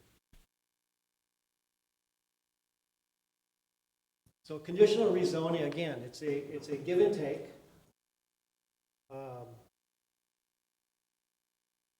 And we'd be looking at standard R8 zoning as kind of the guide to which to judge the deviations. And the council, it's really the council's position to decide whether this is a fair exchange, what you're giving up and what you're getting, and kind of make that determination. This is a summary. This table is a summary. I'll zoom in a little bit. So for the single family lot size, if you're looking at true R10 zoning, I'm saying R10 zoning because that area was guided low density. That would be a 10,000 square foot lot size, just in that northern section. If we looked at the site as a whole, if we did R8, that would be an 8,000 square foot lot. But what they're proposing is a 4,829 square foot lot. So we're going from 0.23 acres to 0.11 acre. The minimum lot width for single family would be from 70 feet going down to 42 feet. Single family setbacks are required are 30, they're asking for 20. And we've done 20 before with East River. You can still get a car in the driveway. trucks, bumper might be in the public right of way if they park up close to the garage. But anything less than that really does become problematic for the public right of way. Side setback, the requirement would be 10 feet. They're asking for 5. The rear setback is 25. They're asking for 20. So a small deviation there. In the townhouse areas, the front setback is 30. They're asking for 20. For the townhouse minimum side setback, the code says for R8, 10 feet, but of course they're doing 0 lot line townhomes, which is standard, 0. The rear setback, they're asking from 25 down to 10 feet. Maximum building height, as I said earlier, the code says 35 in the R8 zoning district. They're asking for 50 feet for 3-story apartments. The code, as I mentioned, is a 30-foot wide back-to-back with a 5-foot utility strip at the back of curb, sidewalk on one side. They're proposing 27-foot wide back-to-back with a 5-foot utility strip and sidewalks on both sides of the street.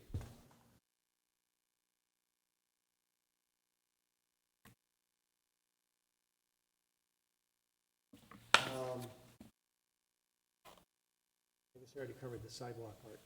Multifamily storage spaces, 24 square feet of enclosed storage per unit is required with a multifamily. And the developers indicated storage may be included in garage units and may be available for rent and is not shown on the master plan. Okay, is that any questions on that last one? So they may have that 24 square feet, but it may be an additional rental fee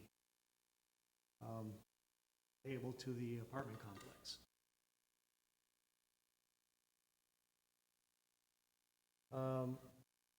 This is a consistency statement. Staff believes that it is consistent with the comprehensive growth management plan, such that the comp plan supports flexibility in zoning regulations. It was the comp plan that supported the conditional zoning. So this is within the right of the developer to ask. It is within the right of the town council to agree to it. But again, it's your decision whether, these standards, it's an even give and take. The property will be developed in conformance with the UDO conditional zoning provisions. The property is considered for rezoning will be compatible with surrounding land uses. I do believe it's compatible in that it's well buffered. You've got all that 100-year floodplain. There's berms along the highway. So from the outside, I don't think it'll be incompatible. It's just a question of, what are the standards the council's agreeable to in this give and take. So staff's recommendation is approval of CZ 2103 with the following condition: that the future preliminary plat and redevelopment plan or development plans for the subdivision be in accordance with the approved master plan, R8 zoning district, and UDO regulations with the following deviations, and these match what I've presented already. The planning board, this is another condition I had, sorry. This is related to the fire code. The street at the very bottom, because of the distance it is away from the length of the it's actually length of the cul-de-sac. It's a long ways from the entrance. And because these streets are shown as terminating in parking lots, we put a condition on here that the public street at the south end of the subdivision terminate with 96-foot wide diameter cul-de-sac bulbs to meet fire code. So that would be a cul-de-sac, and if they want to put parking, the parking would be outside of the cul-de-sac. The cul-de-sac is not a parking lot. So that's what that condition is. And that refers to both ends of that street on the southern end. Planning board reviewed this development and provided the following recommendations, additional conditions: that decorative street lighting and street signs be provided by the development throughout the site. As an example, that the developer provide an additional 10 feet of right-of-way on the streets that serve as entrances to the development for the accommodation of landscape medians to be installed by the developer and maintained by the HOA. Those are the short stub streets coming off 70. Provide subdivision signs made of robust materials, landscaping equal to the area of the sign at all entrances to the development. Provide a complete landscape plan showing 1 tree per residential lot to be planted outside the public right-of-way. As I indicated earlier, the trees were shown in the public right-of-way. And we've had this discussion with East River before. The comp plan supports trees in the right-of-way, but our town does not have a forester, and we have very limited public works staff to maintain trees. So as staff understands it, the policy is we're not planting street trees in the public right-of-way.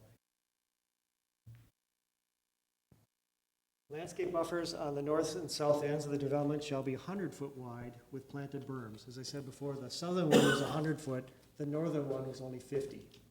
The planning board wants 100 on both ends to protect the adjacent, against the adjacent developments.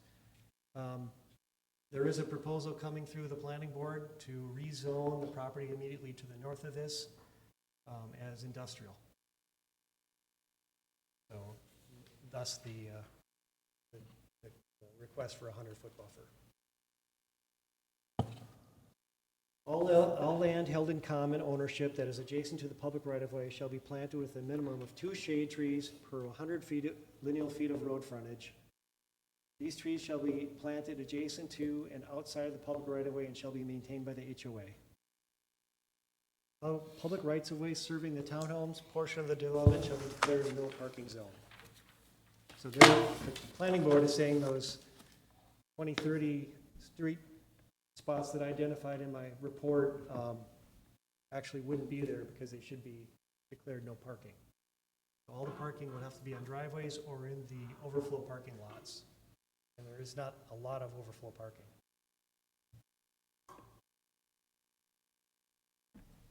Recommended motion is to move to approve the development. Staff recommendations and planning board recommendations with a statement that it's consistent with the town's comprehensive growth management plan and other adopted plans, and that the zoning amendment is reasonable in the public interest. And I'm sure there's lots of questions, and the developer is here to answer any questions or clarify anything that I got wrong. It's a lot of stuff. So.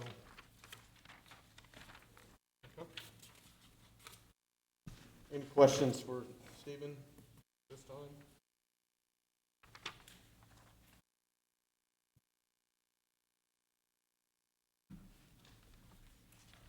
The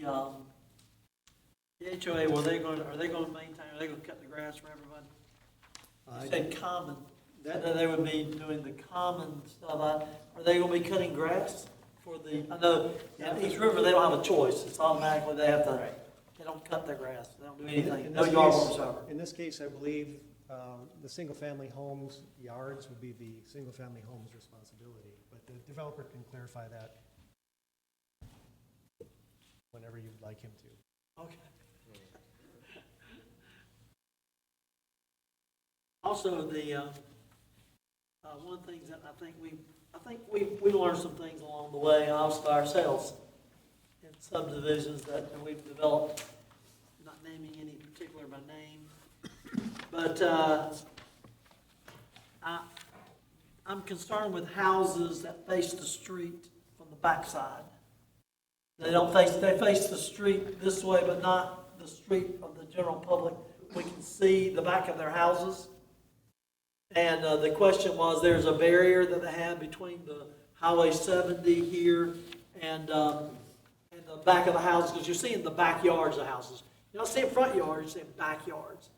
And we have other subdivisions that's been developed you see their backyards. That's very unsightly, by the way. And so what are we doing? I mean, I saw that there's a barrier, but is the barrier going to be such that it covers up the backyard so we can't see the back of these houses? You know, I don't mind seeing the rooftops, but the backyards, I don't want to see what they got going on their back porches. And you know what I'm saying? It's very unsightly. Sure. And I don't think it's something we want our community to look like. In front yards, they look nice because it's the front of the house. But in the backyard, people always put stuff behind the house, right? I'm just saying. The development you're referring to, I don't believe is finished, but I agree that at the same point, it's probably not gonna meet your, Yep, but we're not gonna let that happen again because we have a control. in this case, I've not seen a detail of what that berm and landscaping would look like. And I think at some point, we'll probably need an elevation. The developer maybe could explain how tall that berm would be. They do have quite a bit of space for it here. It's not as restricted as it was in that other development. So I think there's an opportunity to do a better job here. And the landscaping with the berming can achieve a lot in a small amount of space. I was in Cary the other day and went by a section of trees that got cut down. I didn't realize how close those homes were to the big road. I always just thought it was green space. So if done well, it can achieve a good screen and block some view, but depends on how robust that landscaping is. And we don't have a plan for that, and that was one of the conditions of approval. Yeah, and you touched on the point, is that done well, right? So we have several subdivisions around the town now that we required landscaped buffers and with berms, and they look absolutely horrible, right? The weeds are 4 feet tall and just overgrown, and the berm looks worse than anything, right? So, I certainly hope that the proposed berm, we will be able to see what's going there and some requirements, because we also got burned recently on one that backs up to the Pine Acres, where we required a 50-foot buffer, but we didn't stipulate what that 50-foot buffer was, and there were trees already there, and there was plans to cut the trees down, put in new things about 2 feet tall, when they cut down 60, 70-year-old mature trees. So I would say that that is one condition, especially coming in with houses backing up to 70. So Is a good. So with that condition in there, when they come back for preliminary plan, you would have an opportunity to review that landscape plan. Staff would provide a very detailed review of that plan, and you guys could scrutinize it then and reject it if, table it until it comes back. Make sure your issues are met, but the condition is in there that they need to comply with that. Steve, could I ask a question? Couldn't you have some kind of engineering requirement on berms? I mean, we know that a Class A berm is at Hope Lake South. I mean, isn't it, Andy? That's just a fabulous berm. It's been there for 30 years. And then we can go towards the White Swan and see a Class E berm, and it seems like it could be engineered to require a certain elevation, a certain slope, a certain amount of landscaping that is sort of specified in the town, and it's either that or you don't do it. Because both of them are berms, but they're not comparable. Yeah, I mean, we can actually look at the composition of the landscaping plan when it comes in. And with that, I mean, based on the width of the space you're berming, how high you can go with a certain amount of slope, and also depending on what your drainage doing, those are all the factors you gotta look at. It seems like if you had guidelines in there that people may be able to meet them. Yeah, If you don't have guidelines we in don't there, have any guidelines. they're gonna cheat. I mean, it's just not. Wasn't it stated that there would be a walking trail on that same right of way, so that would really limit the size of your berm? I think I can't recall, I'd have to double check, or maybe the developer knows whether that trail was proposed in the right-of-way or within the open space. I can go back to that slide and see if I can see it. Stephen, while you're looking at that, I just had a question, talking about the walking trail. Are the Amazon project across the street, are sidewalks proposed to run along 70 in front of that development? Yes. So there would be concrete sidewalks. That'll be a concrete sidewalk. And this is proposing to have an asphalt. Yes. And to that point, right now we're doing a PED plan, which is addressing sidewalks. I'm hoping that in the future we'll be able to do a trail plan, which will help us distinguish which of those areas, instead of sidewalks, really should be trails. so we don't end up with a trail funneling onto a sidewalk, funneling back to a trail. We have that problem. And you just said there was an possible industrial rezoning To the north. to the north of this, which would probably trigger sidewalks, Sidewalks. concrete sidewalks Right. as well. Whereas the town council could, ask for a trail Sure. instead. Yeah. But is this part of our Greenway project or anything that runs across in here? No. Okay. It just occurred to me here, just looking at this while I was trying to figure out where that sidewalk or trail would be. Okay, they are omitting a section of it. I guess that could be built when the commercial, I was just trying to think about this. That copier place would not have a sidewalk, so there's gonna be a gap in the sidewalk system. And then a portion of the sidewalk before you get to the copier place is missing. Not shown on this plan, but when that commercial would be developed, we would have the ability to require those. And if the copier place ever goes away, we'd get that missing gap. But just a point out with regard to that. Stephen, according to page 131, it says public sidewalks, 5-foot wide public sidewalks shall be constructed in the public right-of-way along both sides of all subdivision streets. So they're putting public sidewalks in front of their houses in the public right-of-way. Then the public trail, it says on the next line, an 8-foot asphalt multi-purpose trail is proposed along Highway 70 business. 5-foot sidewalk is required by the UDO. So they're planning on replacing an 8-foot walking trail instead of a 5-foot concrete sidewalk. Exactly. I can't tell from the drawing whether that's actually going to end up in the right-of-way or outside. Typically, DOT requires the trail or sidewalk to be outside of the ditch section, which often is on the private development, and usually in an easement, because you can't accommodate it for safety reasons on the other side of the ditch. So I don't have enough detail here, and I don't know if the developer knows for sure, but we can ask.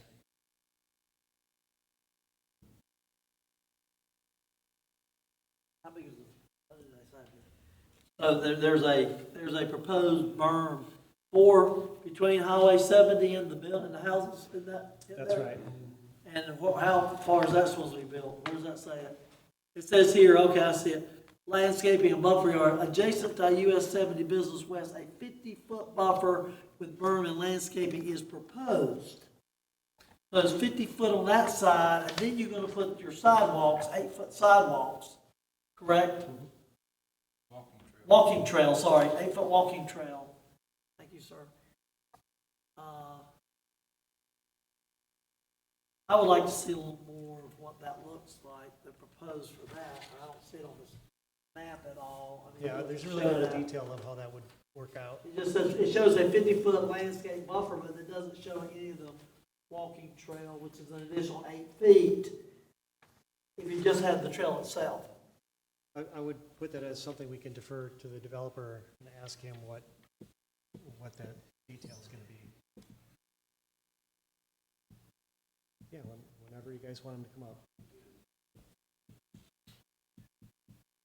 Would the developer come up? I mean, we're asking Stephen, he's like, Doing a pretty good job. Good evening, board members, staff. Mark Ashnes with the CE Group, 301 Glenwood Avenue, Raleigh, North Carolina. We're the land planning civil engineering firm for the project. The Carolina Land Group is the developer. Kirby, of course, one of the partners with the Carolina Land Group is here tonight also. Before I get into some of those specific questions, just want to give you a little bit of background about Carolina Land Group. They're kind of what I would call a Piedmont-centric developer. They do development outside of that, but they're headquartered in Cary, North Carolina. Nearby to y'all, they're working right now on 2 projects in Wendell, and then also in Clayton, 2 other projects there. So in Wendell, Belgrove, McKenzie Meadows, Clayton, Buckhorn, and then the Pines at Glen Laurel, and the shops at Glen Laurel, which are over there in the Caterpillar plant. So they're very much interested in this area. The way that Carolina Land Group operates is they are a developer, and ultimately they will sell those lots to a regional or national builder. So for instance, the Buckhorn project in Clayton, they just sold that project to Mungo Homes, which is also building elsewhere in Johnson County as well.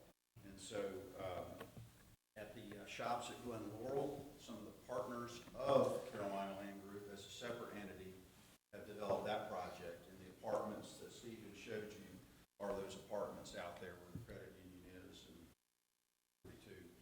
So they're high quality. So they actually will develop commercial property and they will build apartments and maintain and keep those apartments. So it's very likely that the apartments on this project will be kept by that entity. But I can tell you that the home builder will be somewhat different. We don't know who that builder is yet today. What we've tried to do, basically, put together a plan for the townhomes and the single family that is compatible with other projects that we're doing in places like Clayton, East Garner, Apex, and other jurisdictions. So that's, so when we came to look at the property and talk a little bit with the staff, what we looked at initially was, okay, we were not really fixated on the R8 zoning, if you will, and I understand we have to come in for a specific zoning classification. We were more fixated on the land use plan.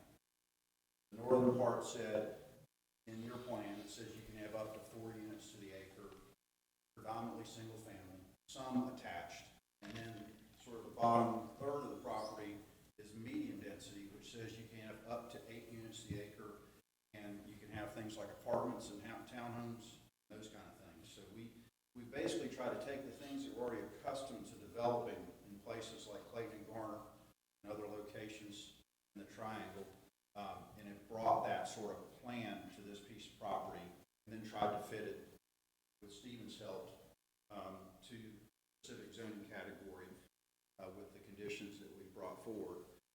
So with regard to the apartments, we'll have solid waste collection there. There'll be a compactor unit. The apartments that we do, and we've done a lot of them, we frankly don't have storage per unit. That was something that we saw in the ordinance, and I believe that's sort of an outdated requirement. It is fairly, I mean, the apartments today are fairly large, and there's a lot of closet space and storage space in the apartment. Of course, there's a lot of mini storage facilities that have been built too. You know, they're conditioned around here. But also, we typically will build garages too. They'll be on the perimeter of the parking areas. Then they would not be necessarily counted as true parking spaces because what people typically do is use those for storage units. And you rent those out at a different price point. That is pretty typical of every apartment project we've done, whether it be in Johnston County, you know, Sanford, Graham, Evan, you name it. That's the typical apartment project of today is built that way. They're all 3-story units unless you do something that's more dense and urban. And so that's why we're requesting that 50-foot height, you know, for the apartments. With regard to the berm out on 70, that 50-foot width is plenty adequate for us to set the 8-foot multi-use trail right up against the edge of the right-of-way, which is behind the ditch. And that's still going to give us more than 40 feet. And in that 40 feet, we anticipate having 5-foot slope berm up vertically, you know, at least a 3 or 4 to 1 slope down, and then landscape that. That area, you're growing a lot of tobacco out there right now. There's a lot of good topsoil on that site. So that topsoil, we anticipate moving it around to those perimeter areas and, you know, building those berms and then landscaping them. We'll have a detailed plan that will work out with Stephen when we come back in the preliminary plat. But our absolute intent is to have landscaped elevated berms all along 70 so you can't see directly into the backyards. We think we'll have plenty of soil to do that. We made the berm wider on the south side, recognizing you got some single-family homes already there. And so that berm could even be slightly higher because we've got 100 feet in that location.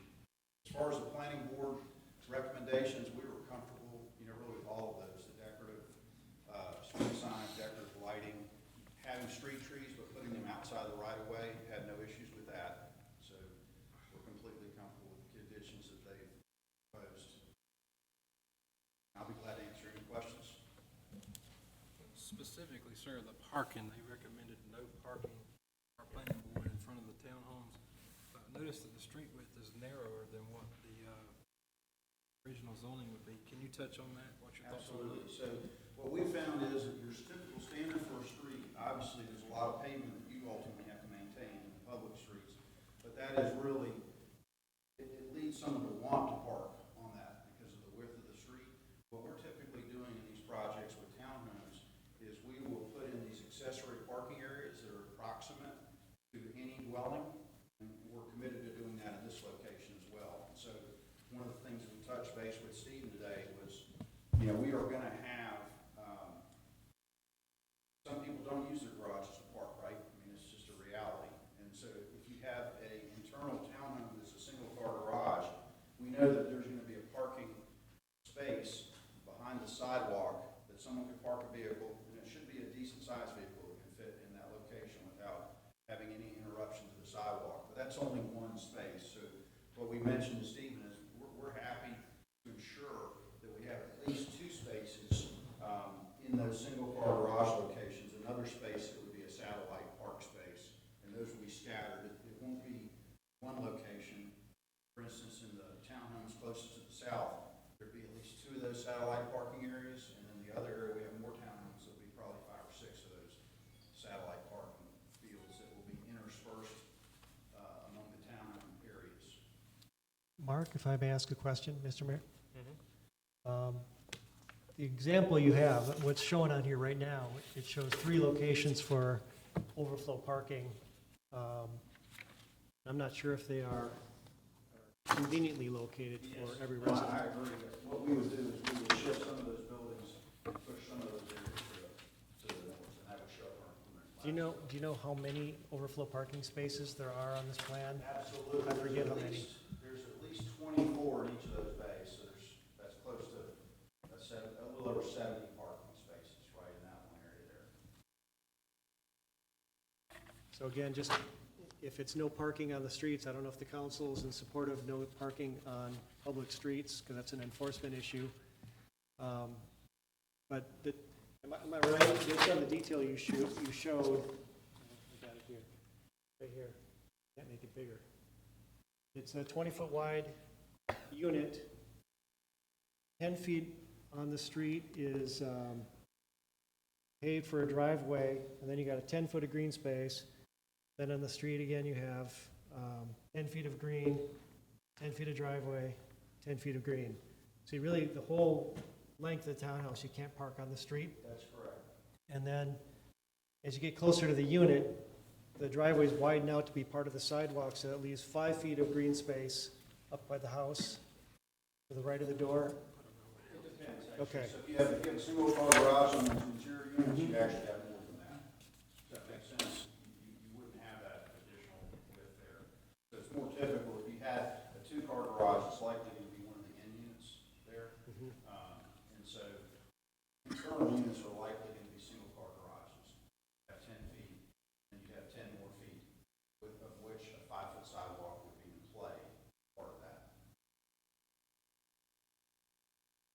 How much overflow parking is there per unit?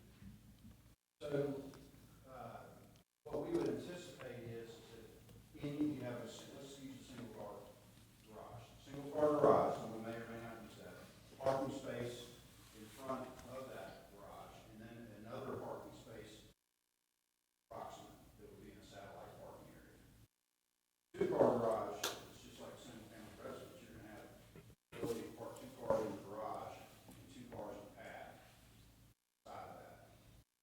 On the other, also on the end units, if we did have a single car garage, it's possible we could do a pad off to the side. I think your standard detail shows single-car garages only, it doesn't show, Well, as a minimum, that's correct. Okay. As a minimum. okay. That's it. But in ratio to overflow parking, I mean, if you've got 50 units, how much overflow parking is there? If that's a figure you can even estimate. I could speak to like what Raleigh, would require, and it's basically, for the product we're doing here would be 50%. They're included garage and parking space.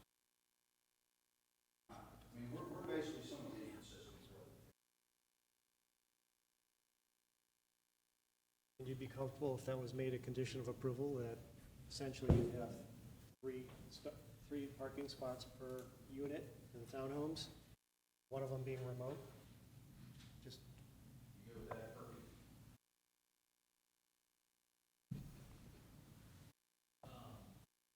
Typically, like you said, Wiley or whatever, pro rata, are to have 2.25 parking spaces per unit. For example, and they would count my driveway, my garage, 25% additional in ancillary. Not a one-to-one, large parking. Indicated was 2.5, right? Correct. you see 2.5. 2.5 for the single car. That includes the garage, the drive, and then, so for every one of those, you're getting another half space. Okay. So you mentioned earlier that the apartments would be maintained and owned by the developer, right? Or the applicant So the apartments, tonight. Think of the apartments as its own self-organized entity. It would be a single lot, the question you asked earlier. And so that would be totally maintained by that apartment group. Now, the apartments would also be part of probably the larger association. So it would be a master homeowners association. Covers things like the entry signage and those drives that you come in and all the common space. And the apartments would have their own association, right? Just like the townhomes would have an association, another within the larger association. And that's pretty typical of what we do. Yeah. Are the townhomes being proposed to be maintained by the developer? Or will these also be sold off? Maintenance, common maintenance. Well, what I'm saying is you said that the apartments would be maintained and managed by the applicant, right? The residential portion, single family, you plan to sell to a builder, right? Sell lots. The townhomes, you would do this, these would not be maintained? The townhomes would have a association. It would be commonly, all of the outside maintenance, the landscaping, and all that stuff would be maintained by just the townhomes association. But would a national builder or whomever be the one building these, the Yes, townhomes, that's right? correct. And they would be for sale. Correct, that's our understanding, yeah.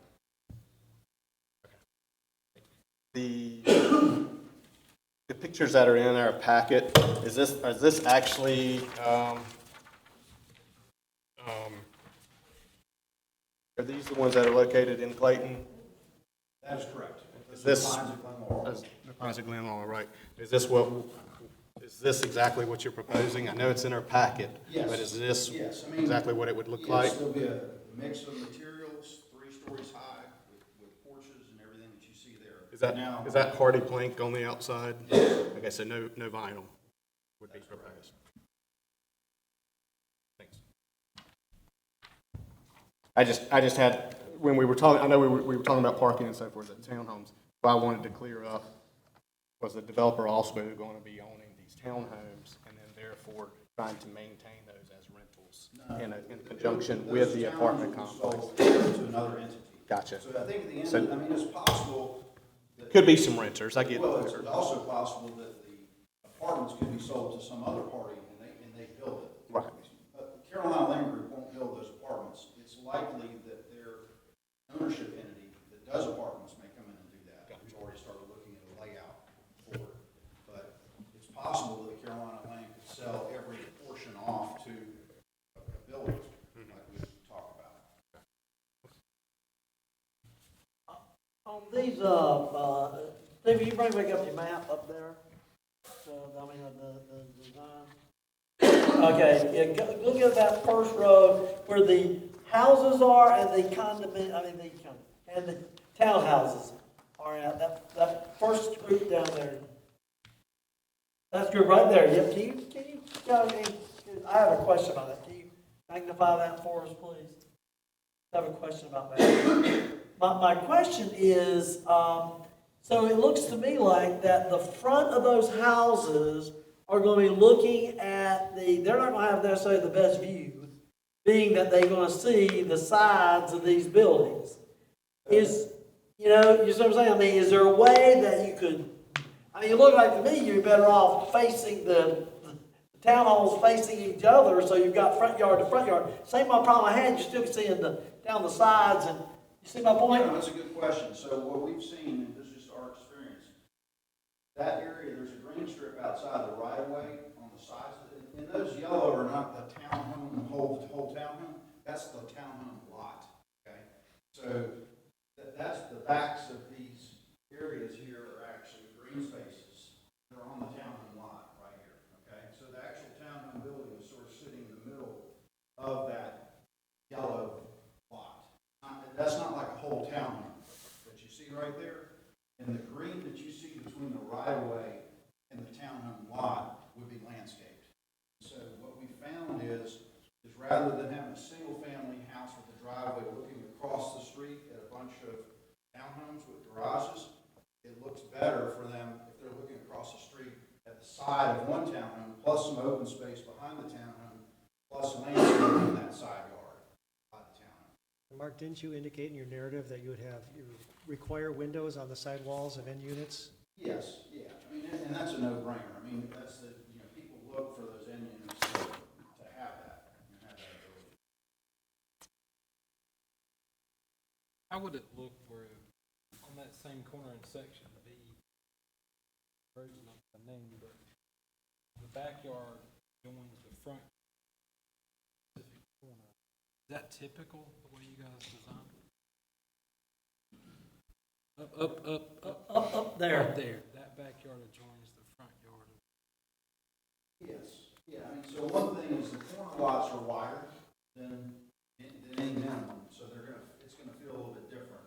And, it's not uncommon, what we typically try to do is look at the main roads, but at some point you do get to a spot where, you have some of those issues. And so we've got, lots right here that face right here. If we turn these units like you had suggested, then they're sort of looking at the side, whereas these units now are looking at each other. So there is a trade-off, but that's typically what we would do in that situation. What is your proposed design build? Is this gonna be phases, obviously? Yeah, good question. Yes, it's, the northern part was the first phase, and then the southern part, Sandsea Apartments, was really the second phase, and then the apartments were the third phase. Okay, so the apartments would be last. On the same houses, what you're saying north, you're talking about the purple section. Correct. That's And then the first phase. townhouses, Yeah. and then the. And then the townhomes, we had some townhomes, a portion of the townhomes in that first phase too, yeah. But essentially, working our way down, and then the apartments were sort of their own entity. The apartments may start, but the apartments just take longer to build. Right? We may be working on the southern townhomes, and the apartments may start. The apartments may not be ready for another 8 months to a year after those other townhomes are ready. 3-story construction, just a lot more grading and preparation.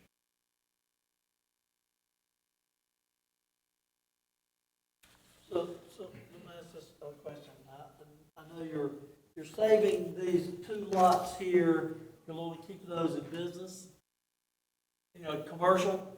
The question is, you don't have to reveal anything, but my question is, do you have an idea about who you're interested in? I'm asking the question generically, not particular name. The reason why I'm asking that is because that could have a factor on the community, depends on what type of businesses you're looking at putting in there. You know what I'm saying? That's why I'm saying that would be a concern I would have also, since we don't know what that is at this point. Sure. So, we hope that those inset lots along 70 would be part. I mean, the business, the B3 is really not part of this project, if you will. Right. Or the ownership group, whether it's Carolina Land or the other entities that do commercial work, will own that, that's around that. And so that gives us more time to see if something can be worked out with the piece on 70. Does that make sense out there? But the kind of uses you can see,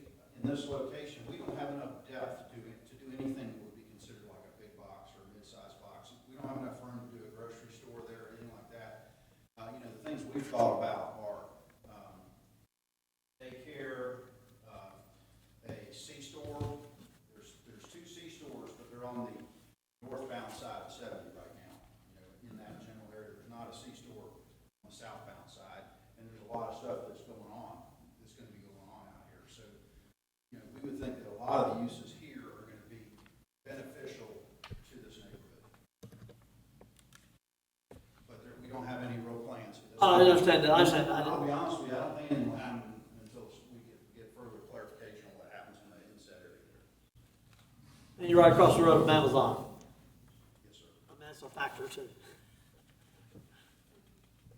Since he's got the picture up there, Mayor, I'll pose another question. The separation from the apartments in the north section crosses that green space.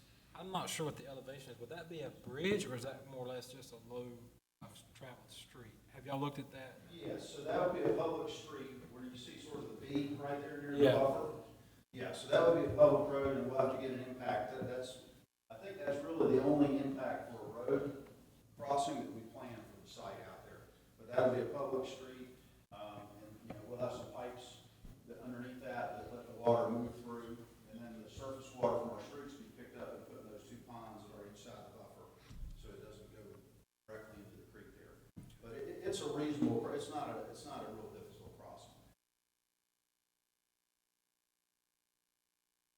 I have one other question. Sir, you mentioned the HOA and part of this. Who establishes what that's consisted of and what the rules are? Do you already have a basic template for that, or? I'm sure we do for other projects, but it's interesting.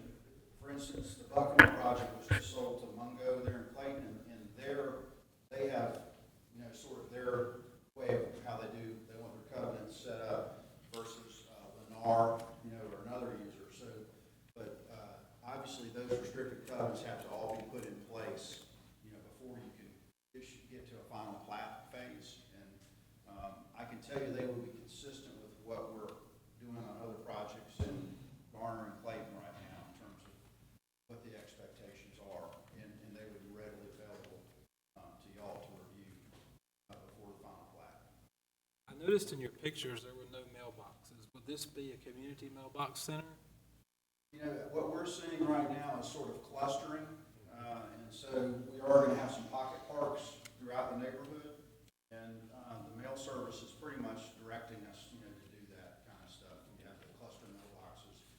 With the sidewalks on both sides of the street, it makes it pretty easy for people to get to those locations.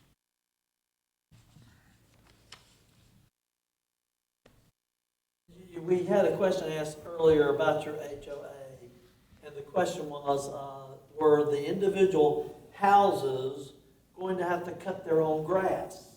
And the reason why I'm asking that is because the size of these yards, first of all, very small, very, very small. But second of all, they're going to have a difficult time with storage buildings on those lots to put any type of equipment to cut their grass with. I mean, you find that I mean, how are you, that's what I said now in this other example that we're not going to mention the name of this other place, they obviously have no room to cut for anybody to use something, and so that's why they have their own HOA where everybody takes care of, the one company takes care of everything, because you couldn't have a lawnmower if you wanted it. I'm just saying. So the single family, the intent would be for people to maintain their own yards, and in the townhomes, definitely it would be common maintenance out there. The apartments would have their own maintenance set up. But, what you may find, just like in the neighborhood I live in over in Chatham County, and I live on a small lot, I've got a yard service that comes. So it's actually kind of a business benefit. You'll have some people that want to go out there and cut it. But I think you'll probably see a lot of people, hire, one of these turf care businesses to take care of it on the individual single-family lots. And I'm assuming the HOA will have a requirement to make sure the yards are cut. Absolutely, yeah. I mean, we don't have to have our person going by over there and having to worry about sending notes to them for 3 weeks. There won't be any boats sitting out on the street or any of that. The deal. It's, in this kind of neighborhood, this kind of neighborhood has a high expectation of, what you can and can't do. And that's the nature of that. But it's also a very pedestrian-friendly neighborhood, with sidewalks on each side of the street, and parks, and those kind of things, too.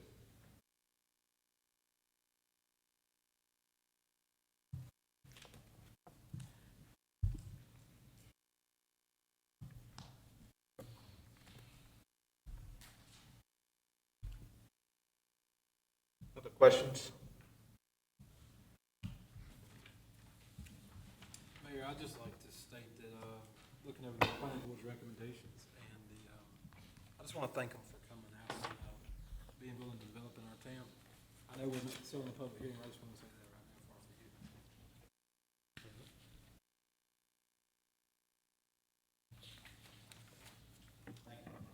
So, well, I think, I've got one other question. I mean, as far as the townhomes go, that is a little, I guess, a little concerning to me. I know we have the overflow parking, but unfortunately, I'm the one that gets the complaints, mostly. I mean, these gentlemen do too, but a lot of times it's my phone that's ringing or the email that's blowing up. With a 10-foot wide driveway, that allows one vehicle. Understand that we have the overflow, but the overflow is not going to be convenient for these townhomes. I just don't know how likely it is that people, are going to be utilizing that overflow parking. With a townhome that's only 20 feet wide, it doesn't leave a lot of space, and understand that people, I mean, that's why they're buying them, buying them, right? But more than likely, the single-car garage is going to be filled with lawnmowers or, whatever, and that leaves room for one vehicle. That is a concern of mine personally, because then they're going to be parking in the street, or they're going to want to park in the street. And then we're already proposing that the streets be narrower than what we normally would require, our UDO requires. And so we're talking narrow with streets and not as much parking. That's would be one of my concerns, from the townhome standpoint. Yeah, I think that the thing that we have to do is make sure that parking is proximate, so that you're not getting more than two groupings of dwellings before you get to a common space like that. And I think we can do that. We deal with this a lot in Raleigh and other jurisdictions where exactly what you're talking about. Some people end up with 3 cars, right? There are 2 people in the townhome, but there's 3 cars. Right. Because they have a collector car or they have a weekend car. And so I completely understand what you're saying. And, we're committed to moving the accessory parking closer, scattering them amongst that. I'm not sure if you have enough. I think that's the question. That was my question before. Piggybacking on what the mayor said. I don't know if you have enough parking. Visitors, if you have a 3rd car, a 4th car, whatever. That was my biggest width lot. Goes hand in hand.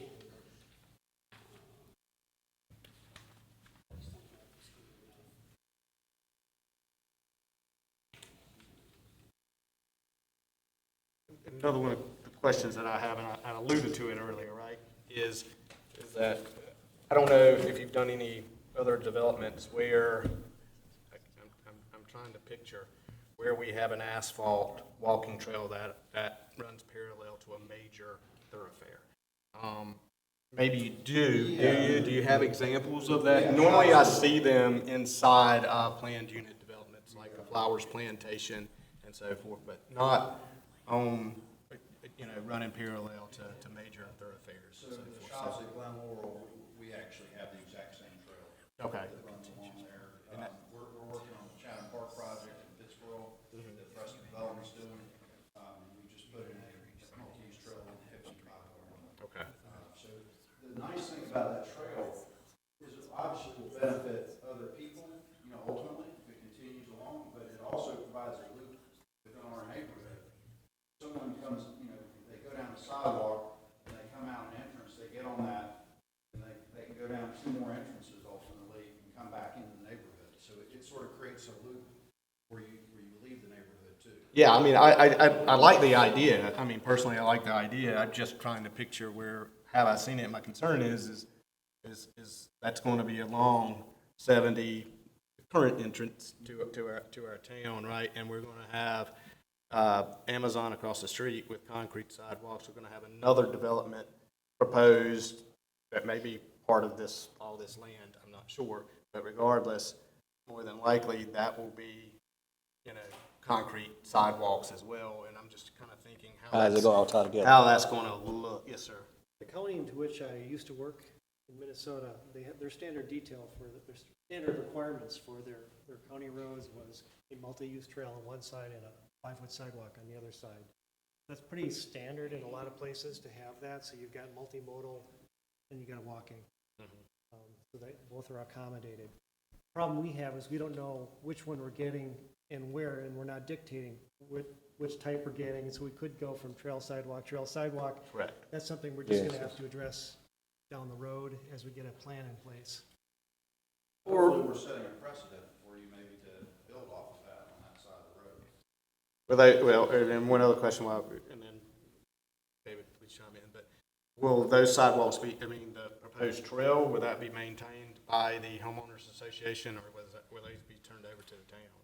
It would be, if the town was unwilling to take that, then it would be the HOA that would maintain it. So I think in most jurisdictions, that does get turned over. The one in Chatham Park that we just finished, got this. The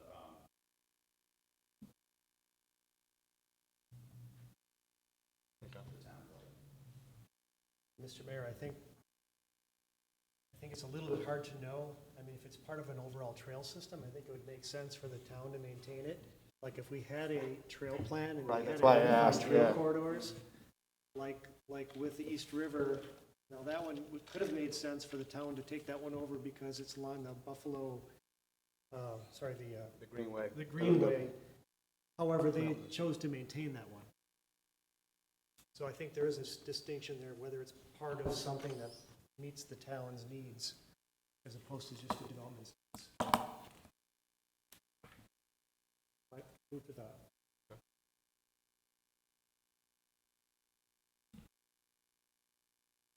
And then my other concern is with this much density in one area,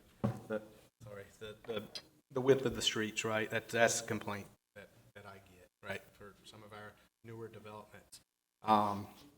Understanding that this may be a little larger than some of our current subdivisions, but that is a complaint that we get quite often, is the width of the streets. And then especially with, this small of lots and this much density, just kind of thinking, how much traffic and so forth that we'll have in those areas with the smaller roads, smaller streets, I guess.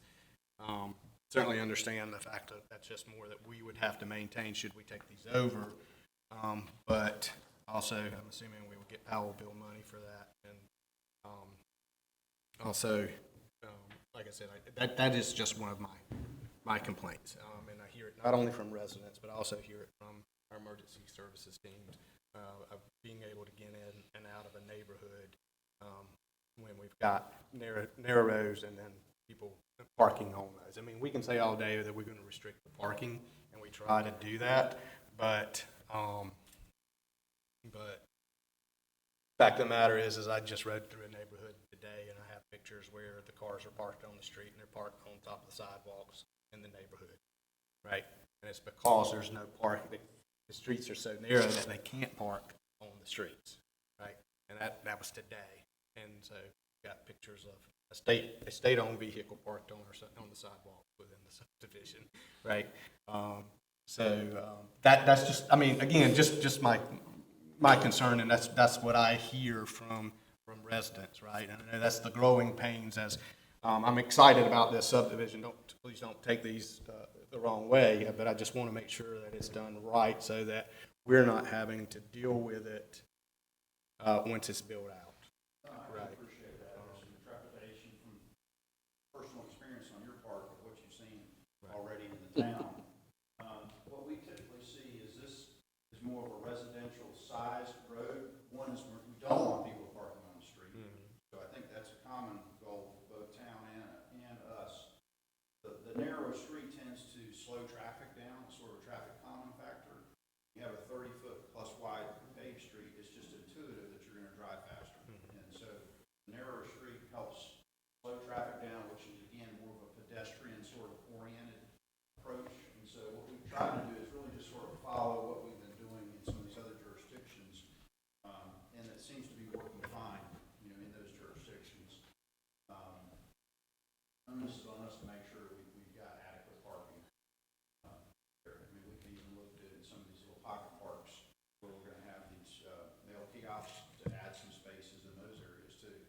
scatter those out. Yeah, that was my next question. In your past experience where you've had similar bills, 2.5 ratio worked?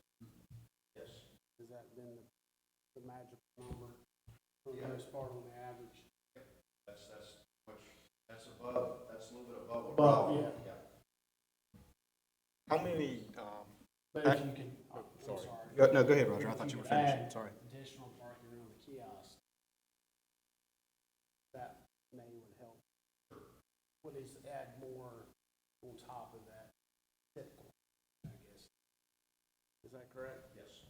So you're not including the 2.5 with added parking? With, around the Yeah, kiosk? I mean, around a kiosk, you have a few more spaces. Yeah, that's what I'm saying. It's not, yeah. I mean, not a significant amount, but I have a little bit extra.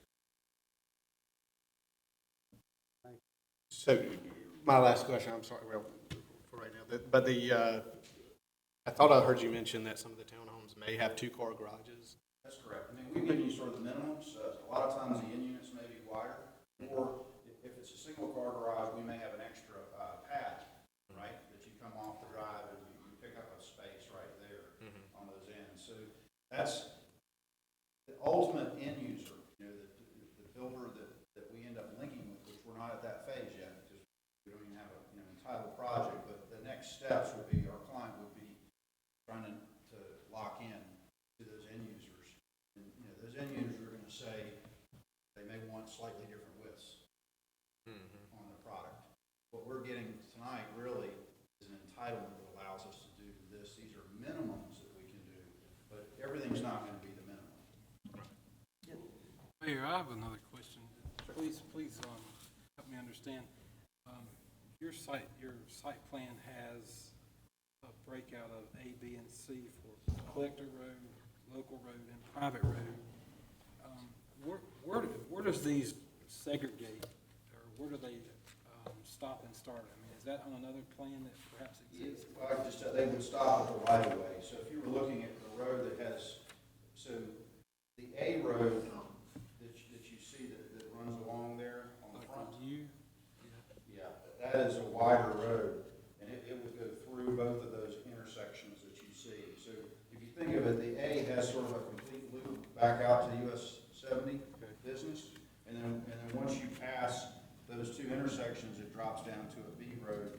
And then the areas that are C are simply private parking lots or roads and drives that would start at the right-of-way edge. So if you turned off the right-of-way, and to Stephen's point, you know, where the townhomes are on the southern end, you know, we're gonna end up putting a cul-de-sac in that would be public, and then we would put some a parking lot, not a dive-in parking, but actually a drive that would go into a private parking lot, and that would be again at the right-of-way of that cul-de-sac radius. So there would be the public streets would always have a right-of-way that's defined, that would show up on the plat, and then any asphalt that goes beyond that would become the private.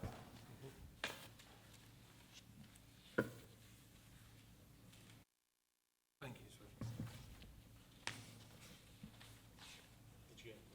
Yeah, so since these are minimums, because that's all I was noticing, it says minimums. Minimum requirement, minimum requirement. So that means that there could be, that the question is, if they're the minimums, then the density actually could be not as dense. Correct. If who you sold it to do the development decided these are just too small and they wanted to make it bigger. You're wanting to get the rights to make it this small, but if they wanted to do something different, because they think it would sell better, being a little bigger, then they would have the right to do that because they've gone beyond our required minimums. Is that correct? That's correct, and I'll be honest with you, I mean, Kirby can speak to this, it's rare that it's exactly the number that you get entitled that ends up being on final plat. Is that fair to say? That's correct, and in particular, on the single family, you can see that bigger, you may need a 45-foot or 50 moving around. And the townhomes in particular, there's only two builders that we work with that do just a 20-foot lot. Majority of the builders, a lot of variance there.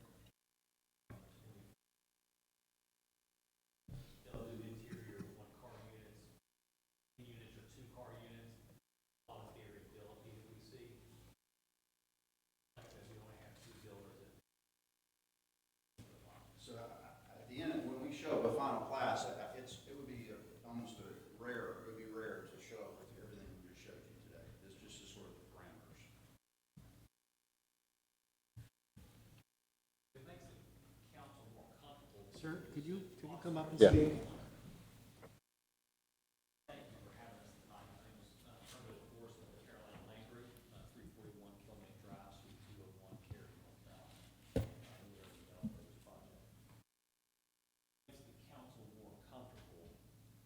For the sake of this plan, we can go ahead and go to a two-car minimum on the units, which is probably what. And so that typically kicks you into a minimum of a 22-foot lot to get a two-car. How about a minimum of a two-car for the entire townhome? That gets difficult. It's a good question. What should happen is there's no differentiation in the product, and when you go into a two footage up, which kicks the, so you wind up eliminating family only has, crazy to say, but 200,000 to spend. You kick them out, all of a sudden you kick the two car up into a 1,700 square foot unit, and it's 230, not 200. So you lose that opportunity for the builders. They like to have variability. So one more question as far as, and I understand you're just a developer, right? I get that. But as we're talking about this, is your plan to sell all of the residential lots to one builder? Or would you sell individual lots or certain lots to specific, to a mom and pop builder? They might want to pick up 10 lots and, or is your intent to sell all of it to one builder? Typically, yes. To one builder? Okay. It would have to get significantly larger for you to have. Gotcha. Okay. All right. And it would be, as Mark indicated earlier, we do have relationships with some regional builders. Typically, it is a. Okay. I mean, that would make, as far as when we're talking about these conditions and so forth, that would make things easier from, we're dealing with, one builder, I guess, if you will, right? And when you get in that national type of builder, or homeowner association, it kicks you to a whole different level, and you don't always, you typically don't run into the issues I heard discussing, where some, not what y'all anticipated, Right. that type of thing. That's typically no HOA or it's not going to go running. Right. Empty homes in the world and stuff.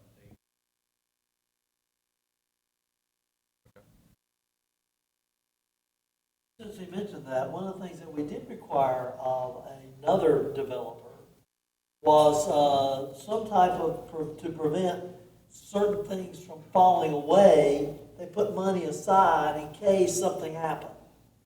Like for, I think we had an issue related to some stormwater issues, for one thing, but I thought they also had seed money or something they put in for the, like the HOA. That's typical, that there's like my development, for instance, we had to put, the first month's was, I don't know, was it double or triple the annual fee?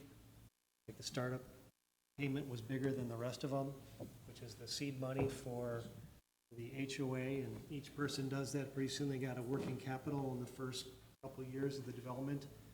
I think that's what they're referring to. Yes, sir. It gives you, my background is 22 years with big home building. In the land side of it, I've worked for major large home builders. And and Steve's absolutely correct, it's called a capital contribution fee.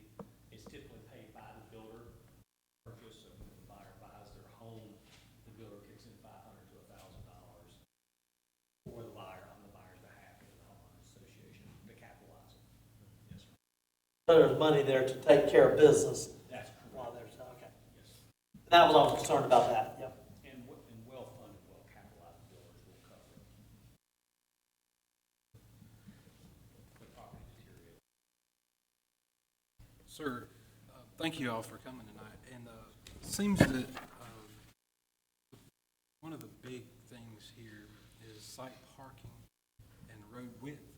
Would it be a favorable compromiser, and would you guys be willing to accept the condition that goes with not the necessary connector road width and allow parking? Because I know the planning board discussed this as well, along the areas where the townhouse is. Would that compromise your plan to where it wouldn't be productive, or is that possible? What I'm speaking of is a 35-foot. I know that may be a little bit, and then you got a 27, and then in the townhome area, if we say no street parking, that's just, I mean, to me, that's not fair to the end user, because they're gonna do it. And then if a fire truck has to get down there, or emergency vehicle, there's gonna be a compromise. If we have the wide street, it seems to be allowed for some parking, but it also would make it easier for people to get in and out. What's your thoughts on that? Mark, I'll let you talk about street width into that. I think the challenge we have, and again, we can look at this on more detail, is we're gonna have, the driveways are gonna be so close to each other in the townhome product that you're not gonna be able to park on the street, other than just someone double parking in their driveway, right? What we can look at, I guess, is in addition to the satellite parking, we can try to look at spacing so that we can get, if the town will allow some on-street parking in some gaps, between the townhomes, where we have some parallel parking that would be, literally be parallel parking. Parking bays. Yeah, Parallel it's just parking parallel bays. parking, right. And that's what we typically see sometimes in the apartments that we're working with, say, in a more dense area, is you'll have some additional, in addition to the satellite parking, you'll have some parking bays. They're not gonna conflict with your driveway locations. That is very similar how East River did it around the public park. They actually had defined bays that established where that guest parking was. But I can tell you, just from there's a lot of townhome infill going on in Raleigh right now, and that satellite approach is working very well. So I have not really seen much problem with the projects we've been involved with. And these are, going into like 8-acre pieces that no one ever developed for 30 years, and all of a sudden we're developing, and we're talking about one-car garages, bam, bam, bam, bam, bam. Streets. And I think with you explaining the connector road concept, that makes sense. I mean, obviously, I did appreciate you clarifying that.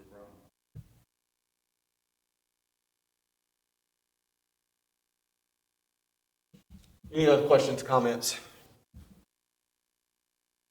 So Stephen, my question is, I guess the question is, since we're relatively still new on this conditional zoning, my question is, where are we at in this, so the process here, and the ability to control to me, there's still a lot of questions. I mean, I still have questions. I know they've answered the questions as best they can, but it appears to me there's still questions that they have because they don't have builders, they don't know exactly what they're going to do. They're setting minimums up. I understand what they're doing, but so the question is for us, so where are we at as far as our ability to ensure in the end that we get the products that we need? That's what I need to know. You know what I'm saying? That's what is the process, sir? For instance, I heard 2 additional conditions tonight related to parking. One was offered up by the developer that the end units be two-car with driveway. Or was it 2-car garage? I can't remember which. Garage? 2-car garage per unit. 2-car garage. For the end units. For the end units. Okay. That's what he Yeah, said. because he said they don't consider the building Basically, because add it costs that too to the much list money. of conditions for other so you people. get what you want. The other one was they offered up 2.5 spaces per townhouse unit overall with guest parking, those overflow parking spots, satellite parking spots, no more than 2 buildings away from any individual unit. That's what I heard. So that could be conditionalized to ensure you get what was said at this meeting. And also that as able elsewhere, such as at the mailbox kiosks, additional parking be sought. And the developer also offered up maybe a third condition that, where possible, parallel parking bays be added in the townhouse units. Now, is that different than the 2.5, or is that the 2.5? And the 2.5 is in excess of what we're already doing. So that is the 2.5. So I would just say that would be part of that Okay. 2.5. Okay. So those are conditions that I heard. Now, any other areas that you think are gray and you want to ensure you get what you want, conditional, I think you already said that in the narrative that the end units would have windows and other decorative features. I think something about the fireplaces would take the place of a window. That's in the narrative. There's definitely, the sides will have windows and some fenestration, not be a solid wall. So you could conditionalize those kind of things. I mean, it's part of the application already, so I think we'd hold them to it. But whatever it is you have trepidation about or standards you want to make sure are upheld, this is the time to add a condition and ask the developer if they would agree to that, because it has to be an agreeable solution as part of this give and take. But I mean, that's how you ensure you get what you're asking for, and it's hard to have a crystal ball and get everything right. We're trying to do our best. He also spoke of the berm in their construction plans, so I think that's important. Sure they're going to do that. And that is a condition of approval that they produce that before preliminary plat, so that should be addressed. And you'll have an opportunity to review that. I think it would be appropriate to ask if it would be helpful for them to, we table this tonight and get you guys to communicate those ideas and for the conditional approval. How do y'all feel about that? Just to get it on paper so everything's not negotiable. I mean, staff has that's totally. I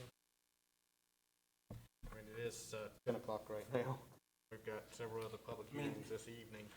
I guess I did have one other question. I mean, we've got photos in here, and again, you know, we are allowing, you know, well, as proposed, right?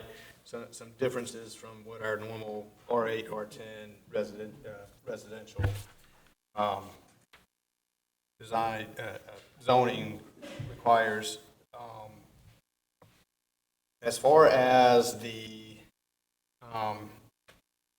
I saw a picture of the apartments that you had mentioned was probably going to be the exact apartments at the Pines of Glen Laurel that you would build. As far as the single-family homes, I mean, I know we have pictures here, but, and again, I understand you're selling to a national builder, but do we have any design type specs that we would think, you know, as far as exterior?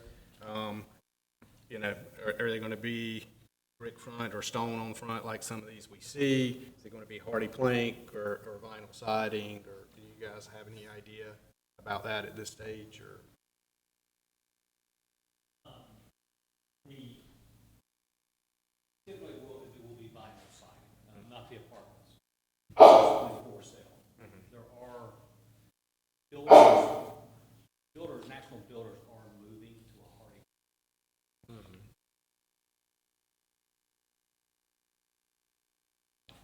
Standard nationwide. They're moving there for sustainability, you know, right. so on and so forth. But there will be a mix. You will have lap-sided fronts, brick, different shape types. You see that in the traditional subdivisions you go to now. I've driven quite a bit around in Smithfield, and there's not a ton of new houses going up. And if you drove up into Flower, I think I heard somebody say Flowers. You kind of get a wide variety of more modern building materials and the mix of the builders, they all use this a similar 10% stone here, 25% on that one, top elevation A, B, C, D. So there would be a mix. That's not a standard we really can hold them to once this plan's approved, but you can. You're willing to do that. 25% stone. I mean, think about it, you know, again, we're just a bunch of guys that, you know, care about the community, but from fire code perspective, I know we talked about it before, the vinyl is, you know, melt to nothing, but that hardy plank is more resilient. I mean, you know, things like, we can't standardize that to my knowledge, but you guys can. Yeah, we could. Yeah, with the condition. Part of this process, we could absolutely do that. Well, I mean, that's something Yeah. that this man wants to do. Yeah, if he Well, wants to not go that we forward. could require it. We could absolutely. How do you require it as feel part of a about it? condition? I mean, I'm just telling you that procedurally, we can. Now, whether we do it or not, that's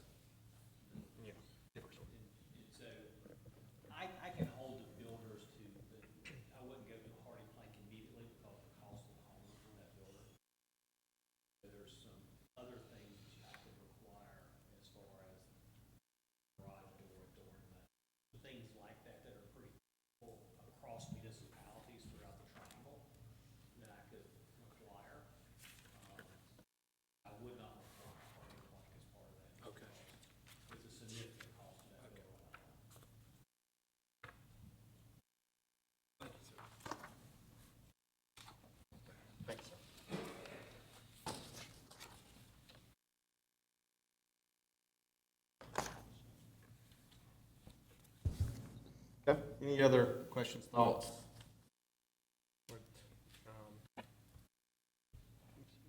Anybody, before I go to the audience, is there anybody in the audience wishing to speak for or against this?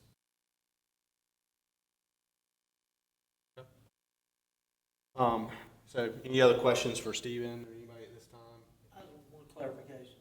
Clarification question is, so this is our only opportunity to make those conditional things. Is that what you just told me? Yes. So that was my question in the process. This is the only opportunity we have to do so. Unless we do what Councilman Scott said, and that was to table it so we can get some more information. And that's always an option if we don't feel comfortable. Am I correct? Yeah, and you would want to indicate to the developer what information you need so you Yeah. can make a decision so they can be ready and you give. Oh, absolutely. Yeah.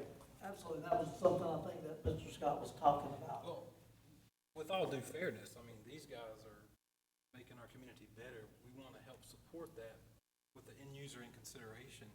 And I think we have touched on some things that we're a little bit unclear of, and they have even expressed that.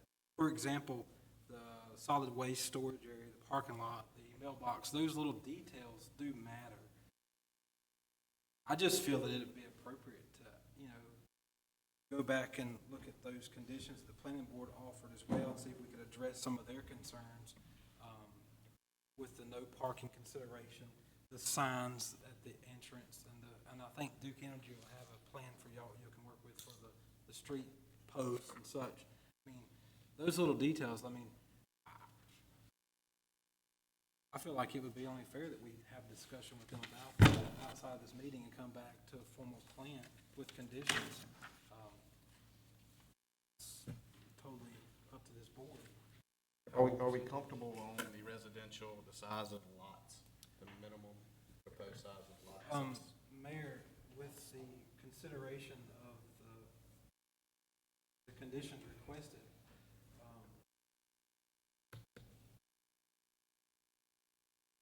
I mean, those concerns were expressed, with the parking and such. The lot size specifically, we haven't discussed that much. I think we should have a discussion about that. Obviously, he mentioned that this would be a minimum, but there probably is going to be consideration for a larger with considering the builder. I just know, we've run into issues with our sewer allocation, right? And we're having to deal with that right now. So, the more homes that we're putting in there, the more we're going to have to deal with that and so forth. So that's the one reason why I bring that up is we have had to stall on one subdivision proposal because of the sewer capacity in that area. And we're in talks all over the county, and sooner or later that's going to really be an issue for us. So I just want to remind the council of that, right? The smaller the lots, the more homes we're putting in there, more people are having flushing toilets. Right? With, perhaps if I'm out of order, correct me, Mayor, but the staff objectively stated that based on medium density and low density with the green space consideration, they excessively meet their requirement. We're consistent with the comp plan. Right. With the conditional zoning, there's no specific requirement. You base the lot sizes based on the RA district, and they're deviating this much and they're getting approval for it. So you guys can set those standards for what they're doing, but the density matches the comp plan as we currently calculate density. I've asked all the questions I have, Mayor. I don't know about other council. Any other questions, comments? If not, I will entertain a motion to close the public hearing. So moved, Mr. Mayor. Second. We have a motion and a second to close the public hearing. All in favor? Aye. All opposed? Motion carries. All right. What is the thoughts of the council?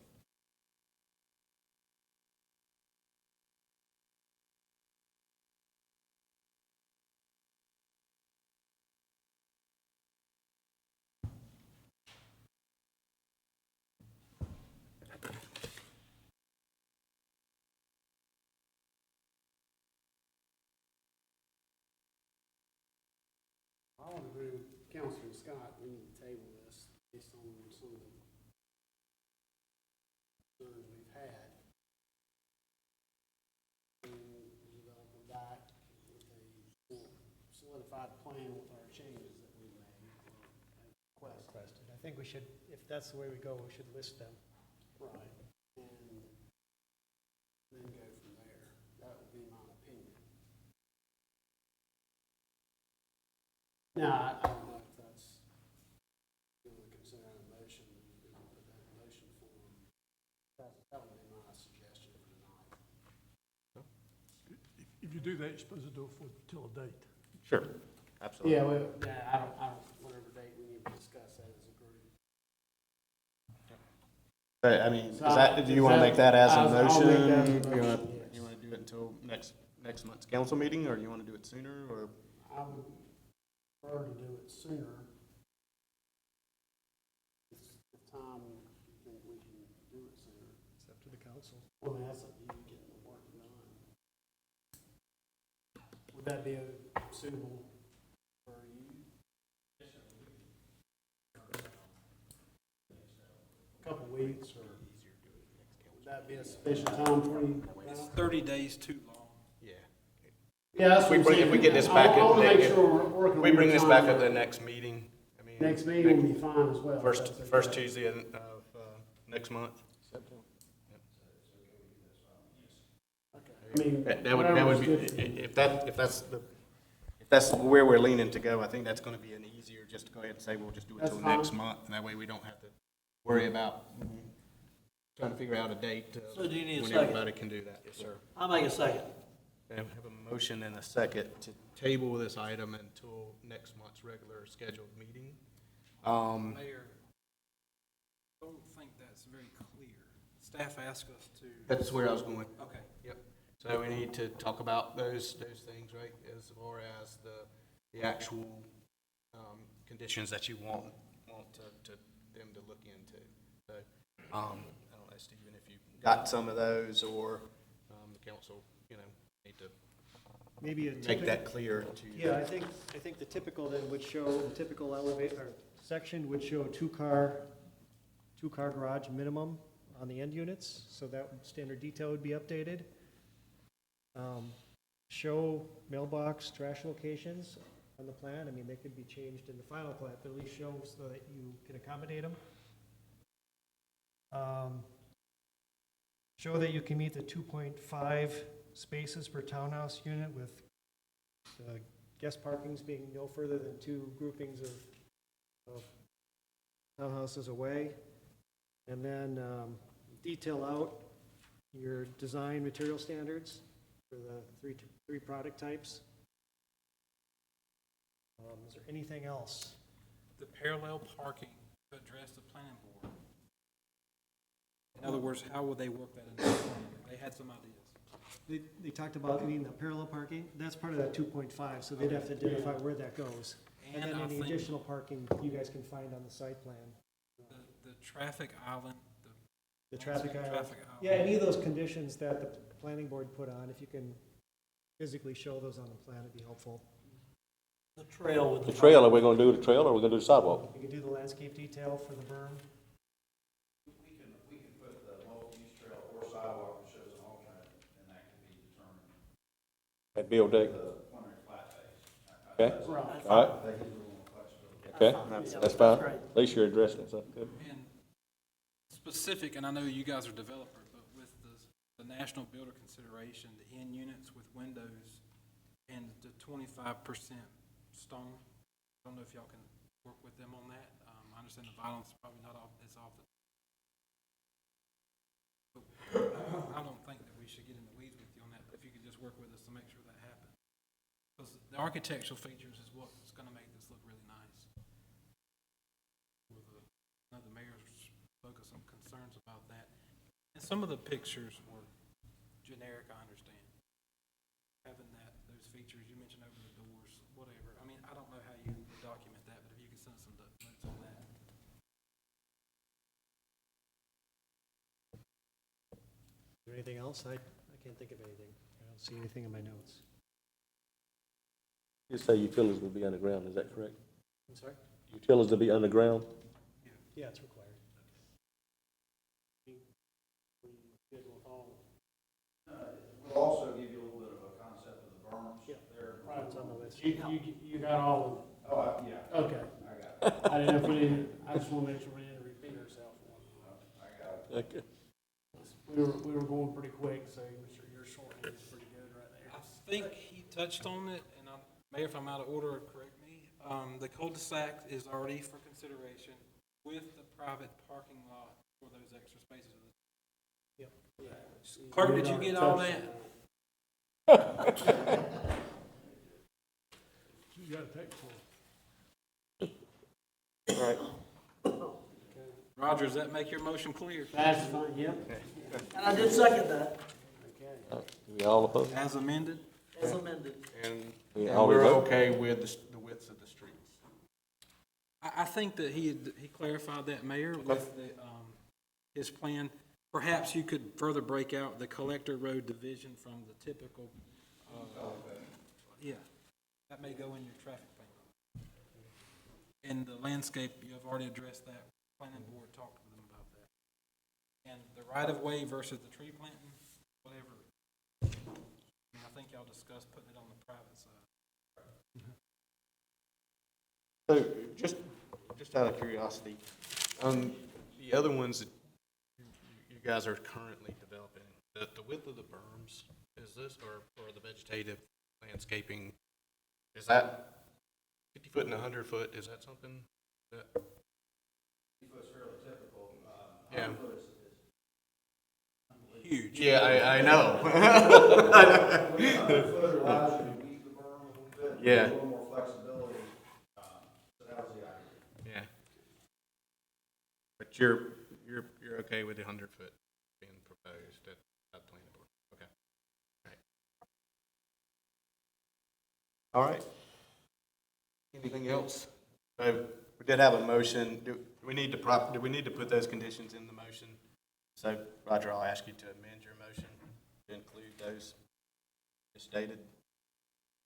Is that okay? Yeah, All yes, right, that's yeah, fine. you okay with that? Second that motion? All right. And I think that it should say, we move to recommend approval based on those conditions. Fair. Well, we moved to table, so we moved to table, then we moved to approve next time. Moved to table now. Okay. Right, that was. The motion is to table, not to approve. Yeah. Approval will come at the next meeting. That's correct. Or whatnot. Or whatnot. So anyway, so we got a motion, with those conditions, the table, and a second to table until next month's regular scheduled meeting. Okay, so that's the motion and properly seconded. All in favor? All opposed? Motion carries. All right, thank you, gentlemen. Thank you. Thank y'all very much. Appreciate it very much.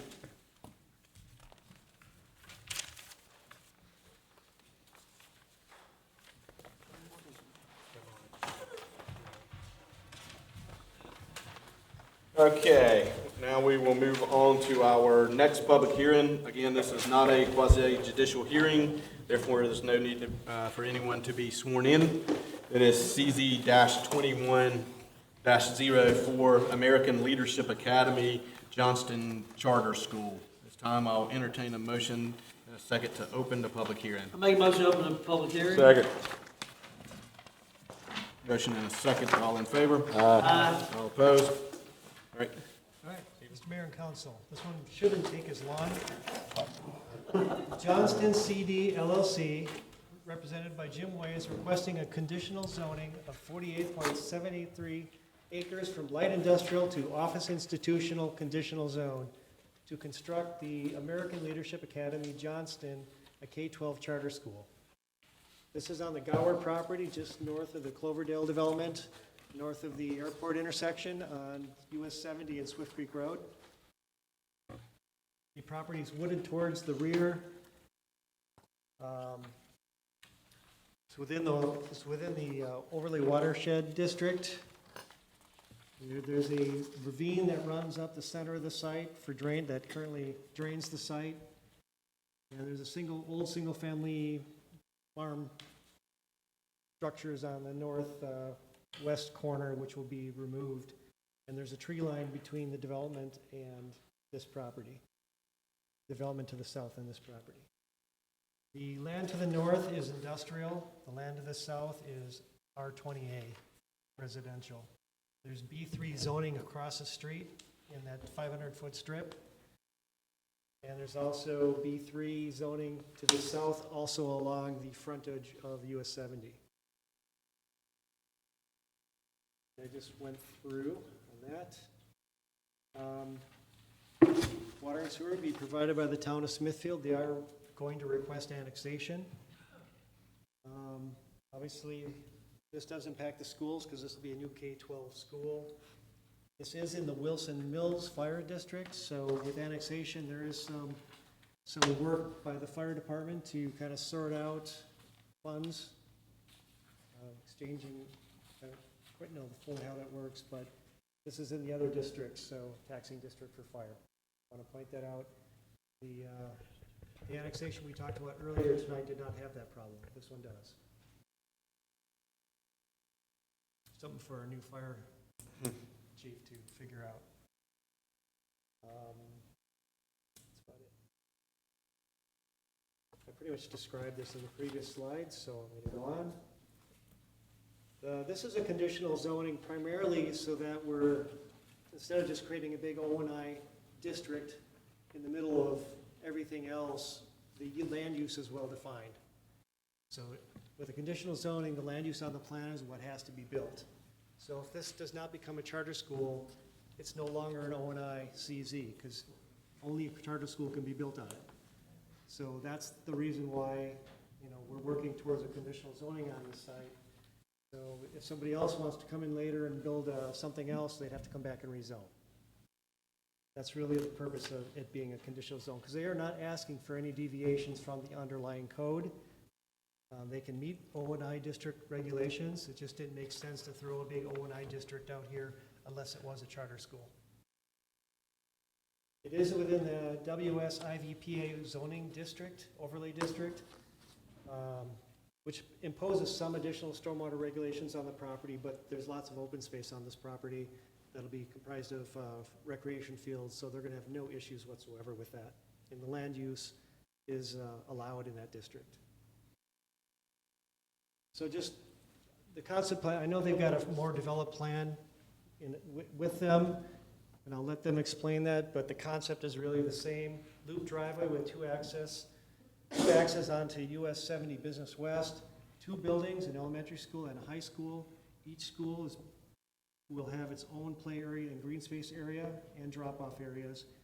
Common parking lot located on the south of the school, a loop drive around the site, and a shared bus drop-off service area. If any of that's different, if it changed, you can let me know. A large stadium area and stormwater management areas to the east of the schools. Again, plans are preliminary stage and somewhat subject to change, and they've already probably changed quite a bit. Here's the plan, concept. I'm just going to move on since the developer has a plan in his hands. An NCDOT permit will be required for both driveways. There's been lots of discussion, and a TIA is going to be required for that DOT improvements, and that conversation has been all over my emails, so they're working on it and they're going to get it right. There's a lot of requirements with schools as to what exactly has to happen, so those standards will be met. They're going to have adequate parking. All the setbacks will be complied with. They will be required to build that 5-foot sidewalk on the public right-of-way, and we expect that sidewalk to be connected to the school's internal sidewalk network. Landscaping and buffering will be a type A to the north and a type B to the south, and a 15-foot street yard will be required along US 70. Those are all standard requirements that they can easily meet. No accessory buildings are identified at this time, but as allowed in the code, they could come back and ask for some accessory structures. Current plan is that the utilities would be town of Smithfield with annexation, and stormwater management can easily be met on the site. Again, they're not asking for any deviations. And the only condition we put on here, or recommending on here, is that site plans and construction plans be submitted for review in accordance with the town's UDO. And we find it consistent with the comp plan and UDO. And my final slide with the recommendation.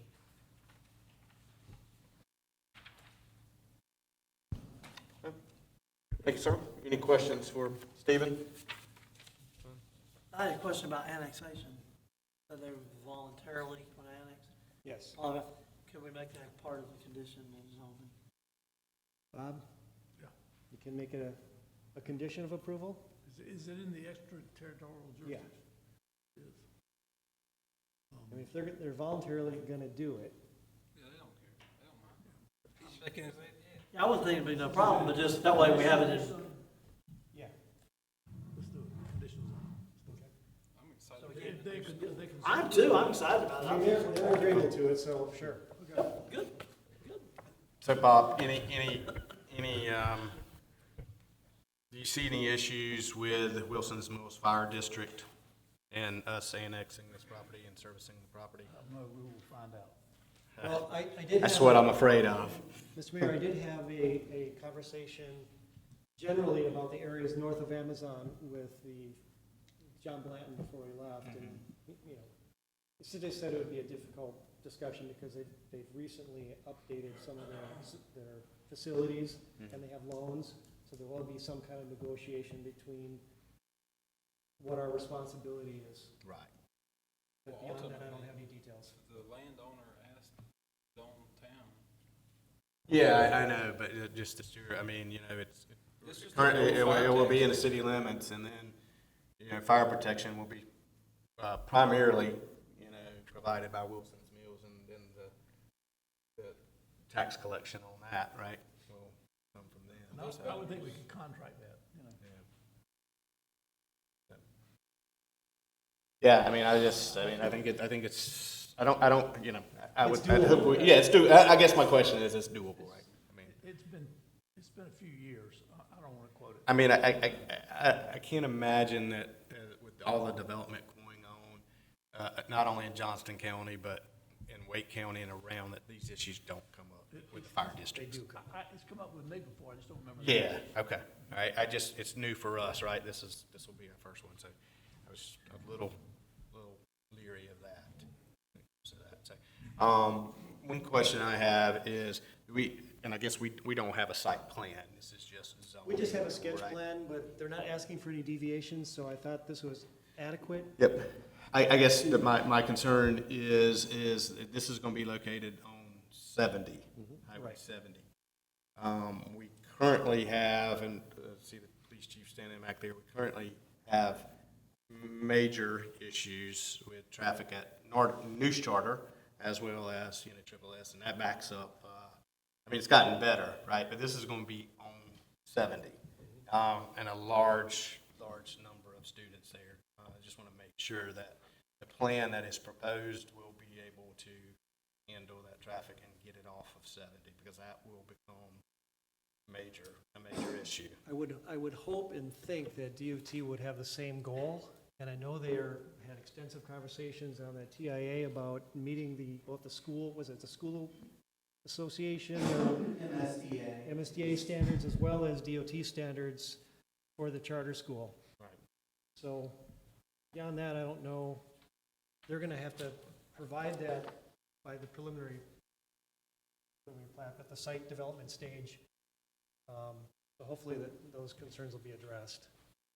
Let me just say, because my children go there, my child goes too. And I noticed on their chart, they had a well-defined plan for how to stage that multiple lanes. Whereas those charts do not appear to be built that way. And they've even rearranged last year, every year they rearrange again. Every year. Yeah, because they didn't think about it. It appears that it was very forethought in how to route this traffic through their campus much better. So I would think they're in a lot better shape than News Charter is. Yeah, no, I don't disagree, but that's why I was asking Stephen from a planning standpoint. I mean, definitely don't disagree with what you're saying. Bonnie, they did a good job, looks like. Would the DOT designate that as the school zone? Yeah. Will the DOT help y'all with the school zone safety? Yeah, can you come to the front? I'm sorry, sir. If you will, state your name and address for the record. Good evening, David Powlin with Little Diversified Architectural Consulting, 410 Blackwell Street in Durham, North Carolina. So we are currently, Raymond Kemp is our traffic engineer. We have had multiple discussions with NCDOT, and their school arm is called MSTA. It's a special group inside of NCDOT, and they have their own set of requirements that we have to meet. In fact, they have their own set of charter school requirements, much more stringent than they do for public schools. And so, as you noted on here, we have developed a plan a little bit further since we filed that original sketch 2 months ago. We've kind of taken the upper school and rotated it around this way, and the purpose for doing that was so that we could circulate traffic through the site and not have them crossing upper school and lower school. So we actually have.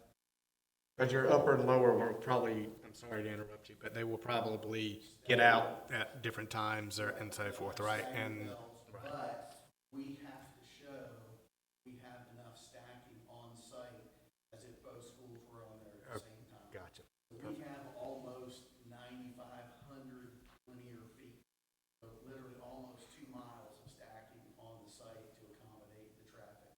The way MSTA works is they actually have a calculator that we use to determine the stacking, then they make us add 25% to that to the rainy day or high occupancy, they call it, on days where it rains, more people, more parents are liable to pick up their kids and have them ride a bus.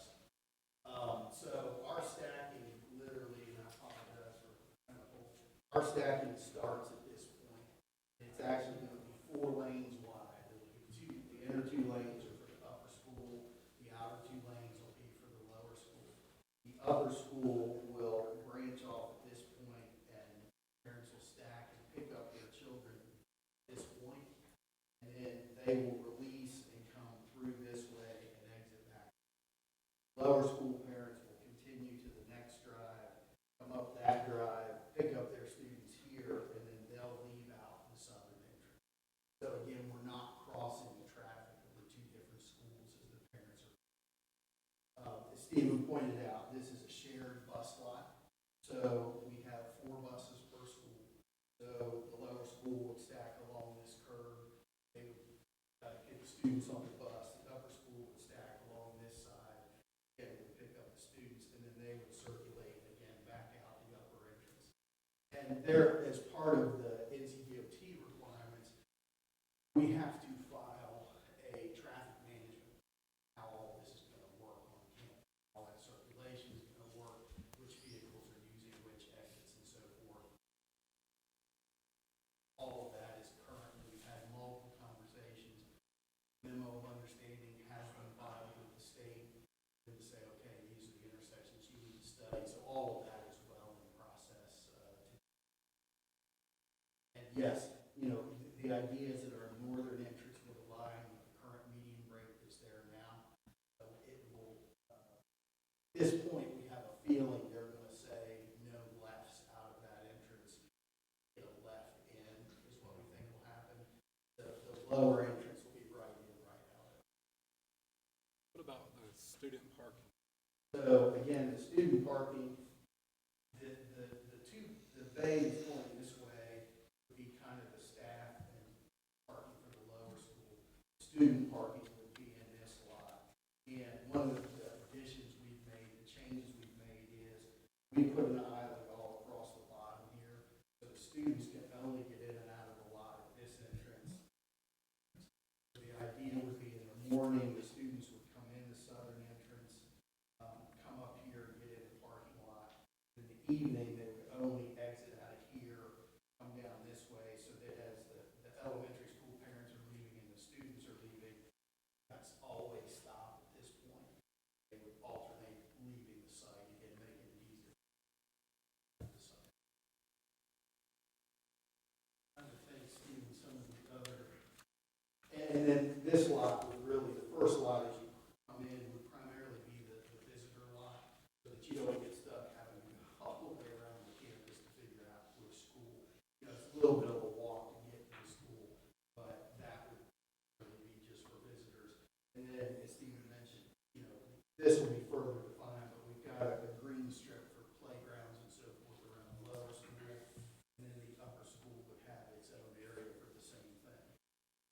do have, this is just a preliminary elevation of what the building.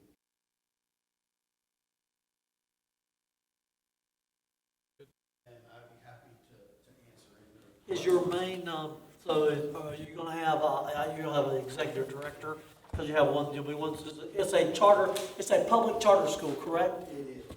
So- And we actually have one of the board members here, and she'd be able to answer a lot of those.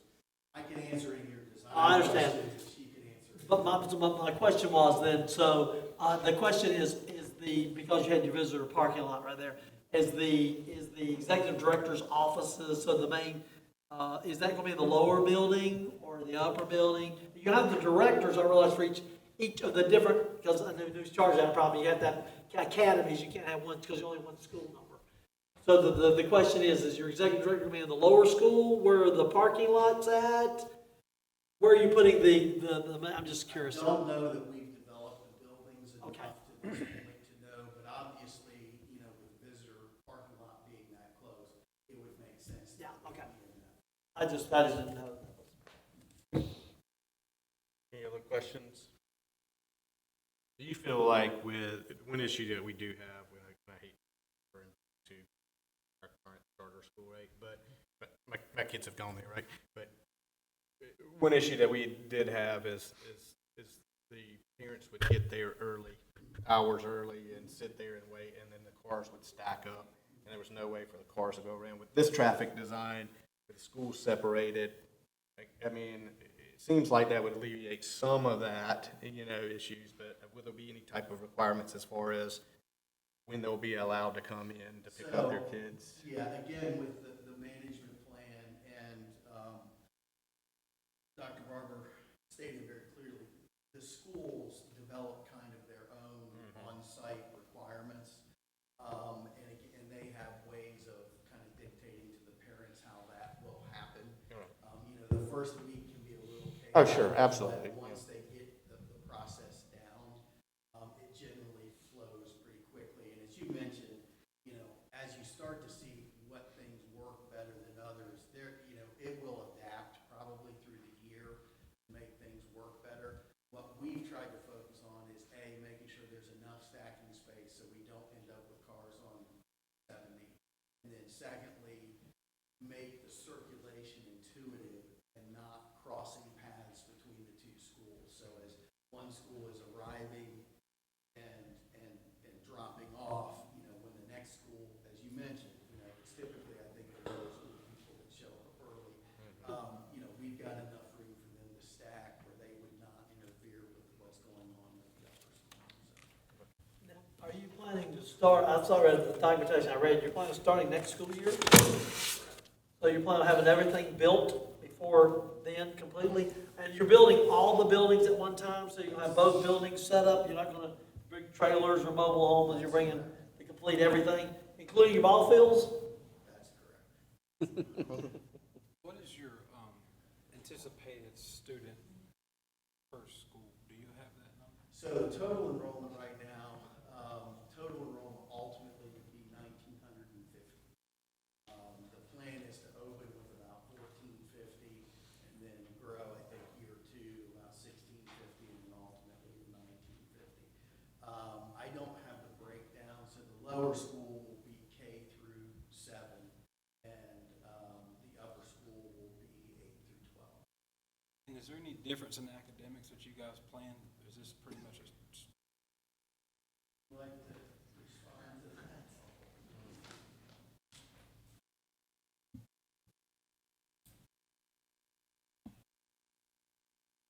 Carol, I live at 902 East Georgia Street in Clayton, North Carolina. Repeat the question? Is there any difference in academics based on the charter concept or what y'all have planned for this? So difference from the Johnson County Public Schools? Yeah. Obviously, we're required to meet the state public school requirements. So we are required to meet many of the same educational standards. All of the same educational standards as your public schools. We're just allowed to use different curriculum to do that. So there are some specific curriculums that Charter One uses that they use in their other schools around the U.S. They have 12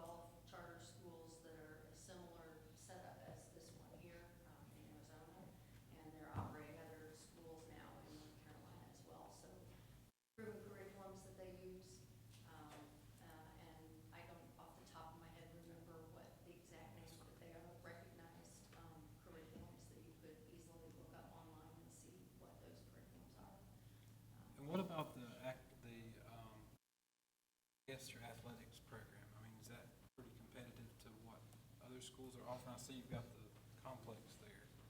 So, the intent is to have, football stadium, obviously. Our current intent is to start by trying to partner with, baseball fields, those types of things. I believe tennis courts are included. I have not, seen the exact details, but I know that they're. So you're gonna offer a variety. Yes, and the way they select things like electives and sports is based on student interest. So, obviously, if you don't have enough interest in football, perhaps you're not, suiting up a full, in all grades. But yes, the intent is to be able to offer the same type of program that the public schools offer, including sports, music, or extracurricular activities. Do you have a gymnasium plan for this? Yes, there is a gymnasium. Yeah, they're separate in the lower school will have its own gym. Oh, I see, the building's the same building. It's the same building, okay. There's just two separate buildings. Yeah, right, I see that. Are you guys talking with our Parks and Recreation Director? You're just talking about, because he's right there back there.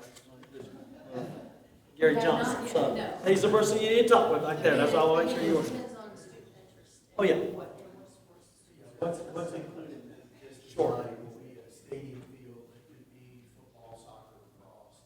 It'll have a full 8-lane track with all the field events so that they can run track and field. Roger, can you hold on a second? Please, I'm losing my council members, and I'm losing a majority. Yeah, sorry. So I need somebody to stay here. Yeah, Go I'm ahead. good, I'm sorry. Excuse me. No And, problem. and as you can see, we have, some open space on the property, that we could maybe look at, doing a softball field or something along those lines as well. So, I mean, it's actually a really nice piece of property to put this school on. It's exciting, thank y'all. Yep, absolutely. And so you have, excuse me one second, you did say that you had a number of these schools, so this is a corporation that's doing the school? I think she's talking about their stand. No, but there's several schools that you said that the. Charter One is our management organization. The school board is locally staffed, so the school board, will direct that, but we're using Charter One as our management organization. Any issues from the board's perspective? So you already have a board in place, is that correct? And you're on that board? Any issues from the board as far as annexation to the town of Smithfield from a voluntary standpoint? Okay, thank you. Any other questions? Okay. Anyone in the audience wishing to speak for or against this matter? Okay, hearing none, I will entertain a motion to close the public hearing. So moved, Mayor. Second. Motion and a second. All in favor? Okay. Mayor, I make a recommendation that approve the request. Planning staff recommends, zoning map amendment CZ 21-04 with one condition finding consistent with town's new comprehensive growth management plan and the adapted plans that are is reasonable public interest as written for the public. Just a second, because there was two. Can you Yeah, there's amend two. your, Exactly right here. no, there's another one, though. There was two conditions, because the annexation. Oh, okay, yeah, that's fine. I'll second that. Okay. Have a motion and a second. All in favor? Motion carries. Thank you very much. Sorry that you had to be here so late this evening, but we do appreciate it. We're looking forward to it. Thank you very much. Good, I got Mr. T. Thank you, sir. Thank you, sir. Two more. All right. Do we need a break or you want to keep rocking? Does Roger go here? I don't know. Got water there, huh? One, I guess. All right. Table 1 and set. All right, so we'll move on to our next public hearing. Again, this is not a quasi-judicial hearing, therefore no need for anyone to be sworn in. Next item is RZ-21-01, Rhonda Miller. With that, I will entertain a motion to open the public hearing. So moved. Second. Motion and a second, all in favor? Stephen?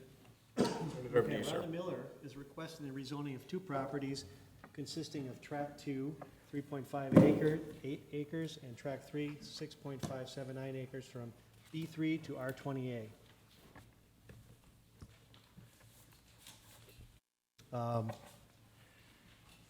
There's a kind of a, this shows one property, this is actually two properties, which a survey will show. Had to do with something with the GIS map. But it's in this location at Yelverton Grove, or Hill Road, kind of where those two come together, and US 70 Business East. And you can see it's all R20A zoning surrounding, except for a B3 across the street, and it's all B3 currently to the north, and that's going to remain B3. She's hoping to do I think a residential with some B3 on it, so she'll probably have to come back for a single conditional use for the residential. I believe that's the plan. And there's currently a residential property on the corner that is B3 currently. We'll discuss this. So this is these areas are in yellow are to be rezoned to R20A. You can see the current zoning line kind of bisects the two properties. It doesn't follow the lot lines. That make sense? It diagonals from north to south, kind of crisscrossing the current property boundary. That's kind of where the GIS map didn't work very well. And the GIS map wasn't updated with the current lot split.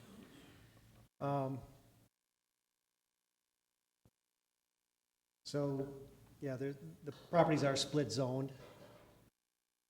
And this will take care of that. Water providers, Johnson County.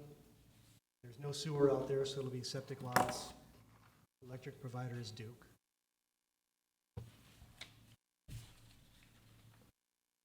Properties are not within a floodplain. It's pretty flat out there, but no wetlands identified.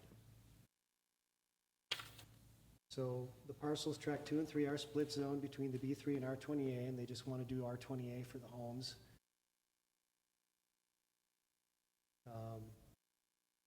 They are planning to retain the B3 zoning on tract 1.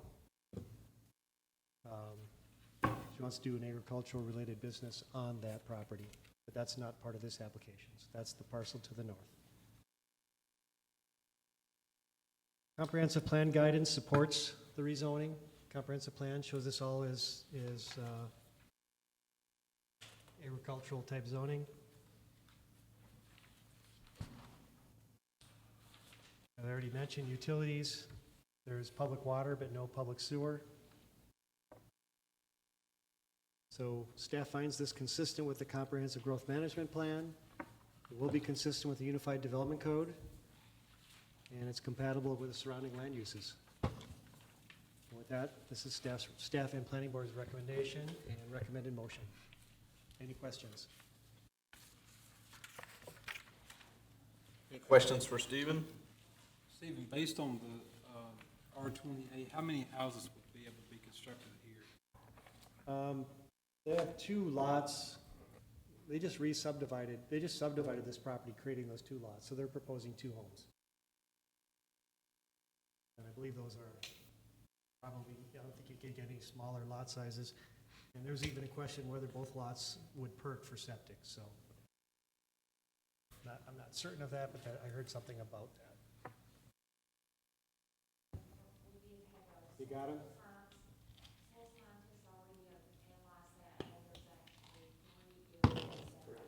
Okay.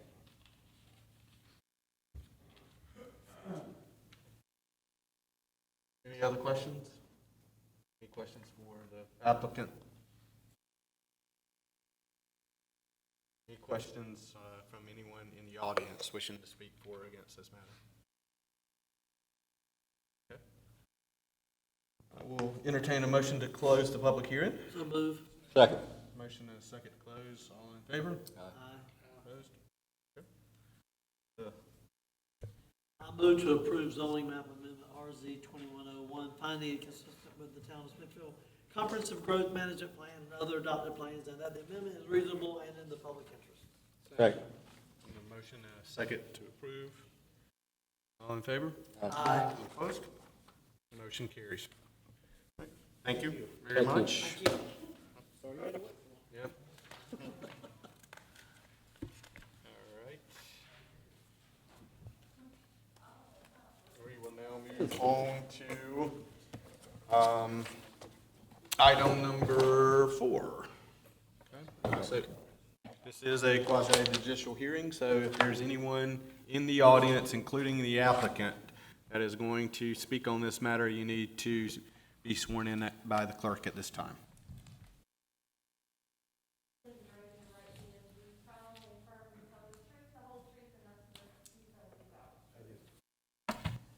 Thank you. All right, so the next item is S-21-02 Spring Branch Commons.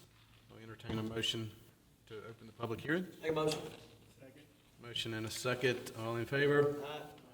Stephen? All right, I'm gonna try to keep this as simple as possible. This is like deja vu. You've already been here. Nothing has changed about this development. This is the same development that we looked at for conditional rezoning about a month or so ago. That was a different process. This is the preliminary plat process. So the only thing different is it now shows that accessory structure on the back for the water heater that we talked about. Nothing else has changed about the plan. Literally nothing has changed in my presentation. And there's the plat drawing. So with that, staff is recommending approval based on the finding of fact with the same conditions that we had in the master plan. We might be able to, no, I think we just prove it as is. I gotta hear Mr. Embler say something. Come to the podium. No. Come to the podium. It's waited this long, you're not. Hey, really, Mr. Embler, if you don't have anything. So I do need to ask Mr. Embler if you don't mind coming forward. I guess just the formality portion of it. If you will state your name and address for the record. Paul Ebler, 11 Kentwood Drive, Smithfield, North Carolina. Thank you, sir. You heard a testimony provided by our planning director? I did. And do you agree with the testimony that he provided? I do. This is just in keeping with the rezoning that was requested and granted a couple months ago. All right, thank you, sir. Any questions for Mr. Embler? All right, thank you, sir. Any questions or comments from anyone in the audience for or against this matter? Okay. I'm not seeing any. If there are no further questions from the council, I will entertain a motion and a second to close the public hearing. Motion to close. Second. Motion and a second to close. All in favor? Aye. Opposed? All right, motion carries. Mr. Mayor, I move to approve Spring Branch Common Preliminary Plat S-2102 with 5 conditions based on the 4 findings of facts for preliminary subdivisions. Second. A motion and a second. All in favor? Aye. All right. And then we need another motion on this. Is that correct, Madam Clerk? Or do we? Yeah. So we have to move, because we did the finding of facts. And we got a record of decision, or did he do that all in one? It's all in one I motion. think he made that all in one. Do you need 2 separate ones, or? You gave me one motion. You can do it in one motion. Yes, you can do the one. Okay. I think he had it. I think he You had don't it. have to do the findings of fact, you just have to decide them later and put them in the order. Okay. They said, Motion based on. they said 5 conditions based on the final fact. Let's go with it. Okay. All right, just want to make sure we had it right, so we're not having to come back here next month and be here till 11 o'clock next month. So, all right. So, I had a motion and a second, and did we vote on it? We did. We did vote on it, so we are done on that one, okay? Oh, when do y'all plan to Right. break ground? We're in the process of filing for the erosion control plan. There were some requests by the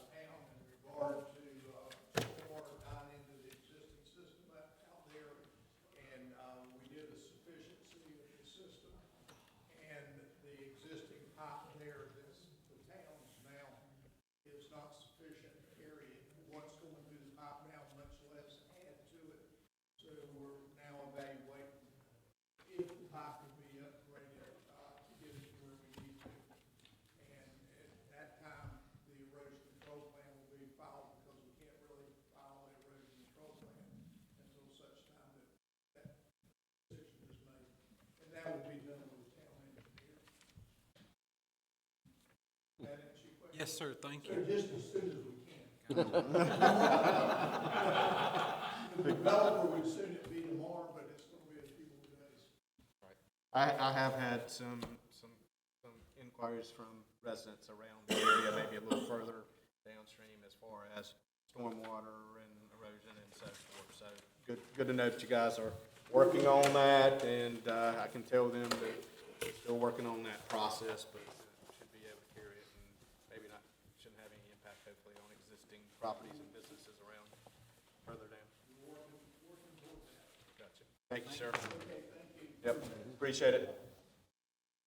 Sorry for the wait. All right, now we will move on to council members' comments. Anybody have any comments? Mr. Mayor, I just have one comment. Actually, Gary Johnson left. I just wanted to say we had a workshop today that I brought in people, teachers from across the state, as far as Boone and at the beach. So it was one into the other, and to work on some drone technology programs. And his staff was outstanding. We had some issues early on, but he worked with IT people here at the county office with Eric, and they got it fixed. And everything was great. They were really it was a great experience. So I just want to say thank you to them, and we should be proud of our town and our SRAC people. And I would encourage you, if you're looking for a place to have some training, the SRAC is a great place to do it. It really worked well to do that. I appreciate the staff. We'll be back on Tuesday next week with some more training. So, and Gary has we got the fence up at the Gertrude Johnson Drone Field.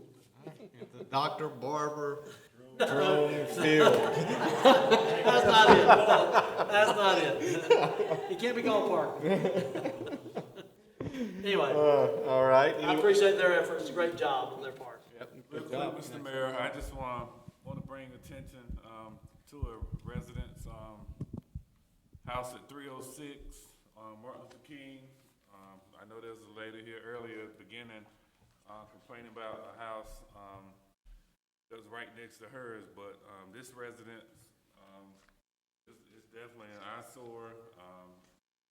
Neighbors been calling me, coming by, and actually I had a few pictures that I just kind of want y'all just to see because this is terrible. Snakes, big possum in front of the day that got killed, and I mean this is just a complete eyesore and just uncalled for. Know they think they've been sending out letters. I mean this house is unaccounted for right now, but I just think something needs to be done. It's a nice house that sits right beside it. Is that the house on the corner? That brick house? Yeah, Yep. right. Okay, I know where you're talking now. The house to the left of it, they're in the process of kind of remodeling that house, and gonna get somebody standing there, and that's what's stuck in between. So I just hope something can be done. And you said that's beside 30, is it beside 306 or 306 the address? 306, that's 306. That's 306, so it's right beside that. Okay. Them folks, they died out, so I don't. So, Mike, can you make sure you? Is there anything legally we can do? Yeah, this process this house has actually been in process since early June, late May. All 3 letters have been sent out now. I think the last one was sent out on the 20th of July. So unfortunately, the property's vacant. The owners are nowhere to be found. It's a mess, no doubt about it, but now that 3 letters have been sent out and we're to that point now where we can take responsibility for cutting the property. It's unlikely we'll get any money back out of anybody at this point, but next year we'll be in a whole lot better shape because we've created this ordinance that when we've already sent letters out, if they don't come back, we don't have to send more of them. This violator ordinance that y'all approved late last year will help us with this next year, but we have to go through this process this year. It's nothing we can do but go through it. And we are just about done with it, so we should be able to get it cut pretty soon. Was this property on the condemnation? Actually, we asked the county to condemn it, and they do not. They've reviewed it, and they said there's nothing structural wrong with the house, so they would not condemn it.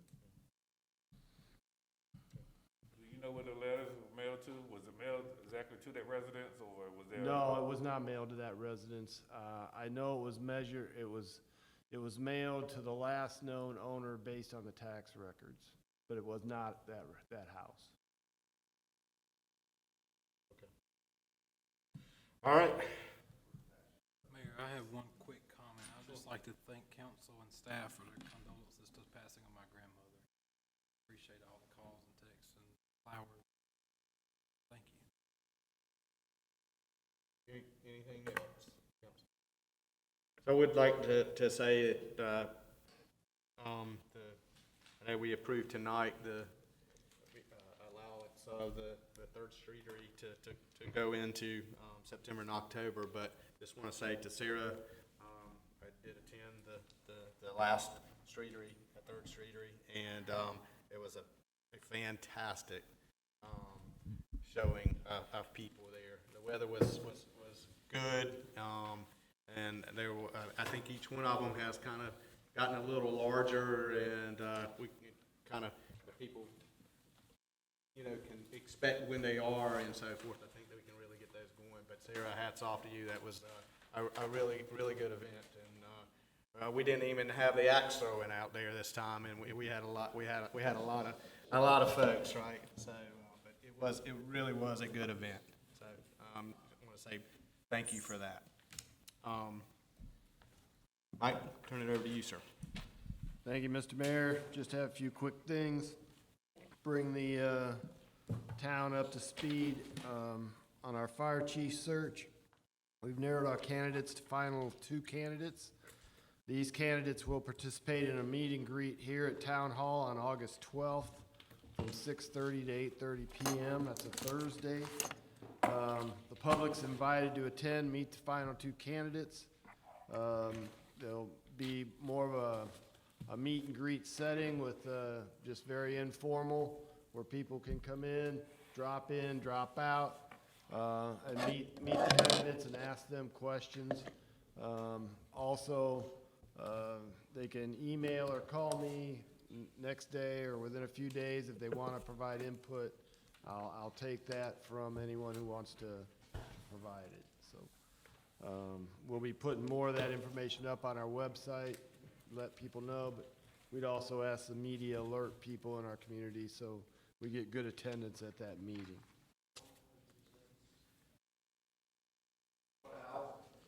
From 6:30 to 8:30 p.m. We also have a public hearing for our PED grant scheduled for August 11th, Wednesday, from 2:30 to 3:30 in the afternoon. That'll be here in the council chambers, so anyone who wants to comment on that pedestrian transportation plan, they can come in here on the 11th from 2:30 to 3:30 and provide that information. Also, just as a reminder, we have 301 that is going to be, South 301 that's going to be closed starting on Monday. They had a washout down there near Holt Lake Barbecue, and water lines have been being moved. They're finishing that this week, and the closing should start on the 9th, which is Monday. We're looking at 7 to 10 days of road closure. DOT, if everything falls into place exactly right and weather permitting, they might get it done in 5 days, but right now they're saying 7 to 10. There will be detour from exit 90 to exit 93 to get around that, but you will not be able to get through that portion of 301 during that time. So just want to alert the public to that. That's all I have, Mr. Mayor. All right, thank you, sir. All right, so we do need to go into closed session, hopefully short closed session. But do I have a motion to go into closed session pursuant to North Carolina General Statute 143-318-11, Section A6, to discuss a personnel matter? So move. A motion and a second to go into closed session. We will stay in this room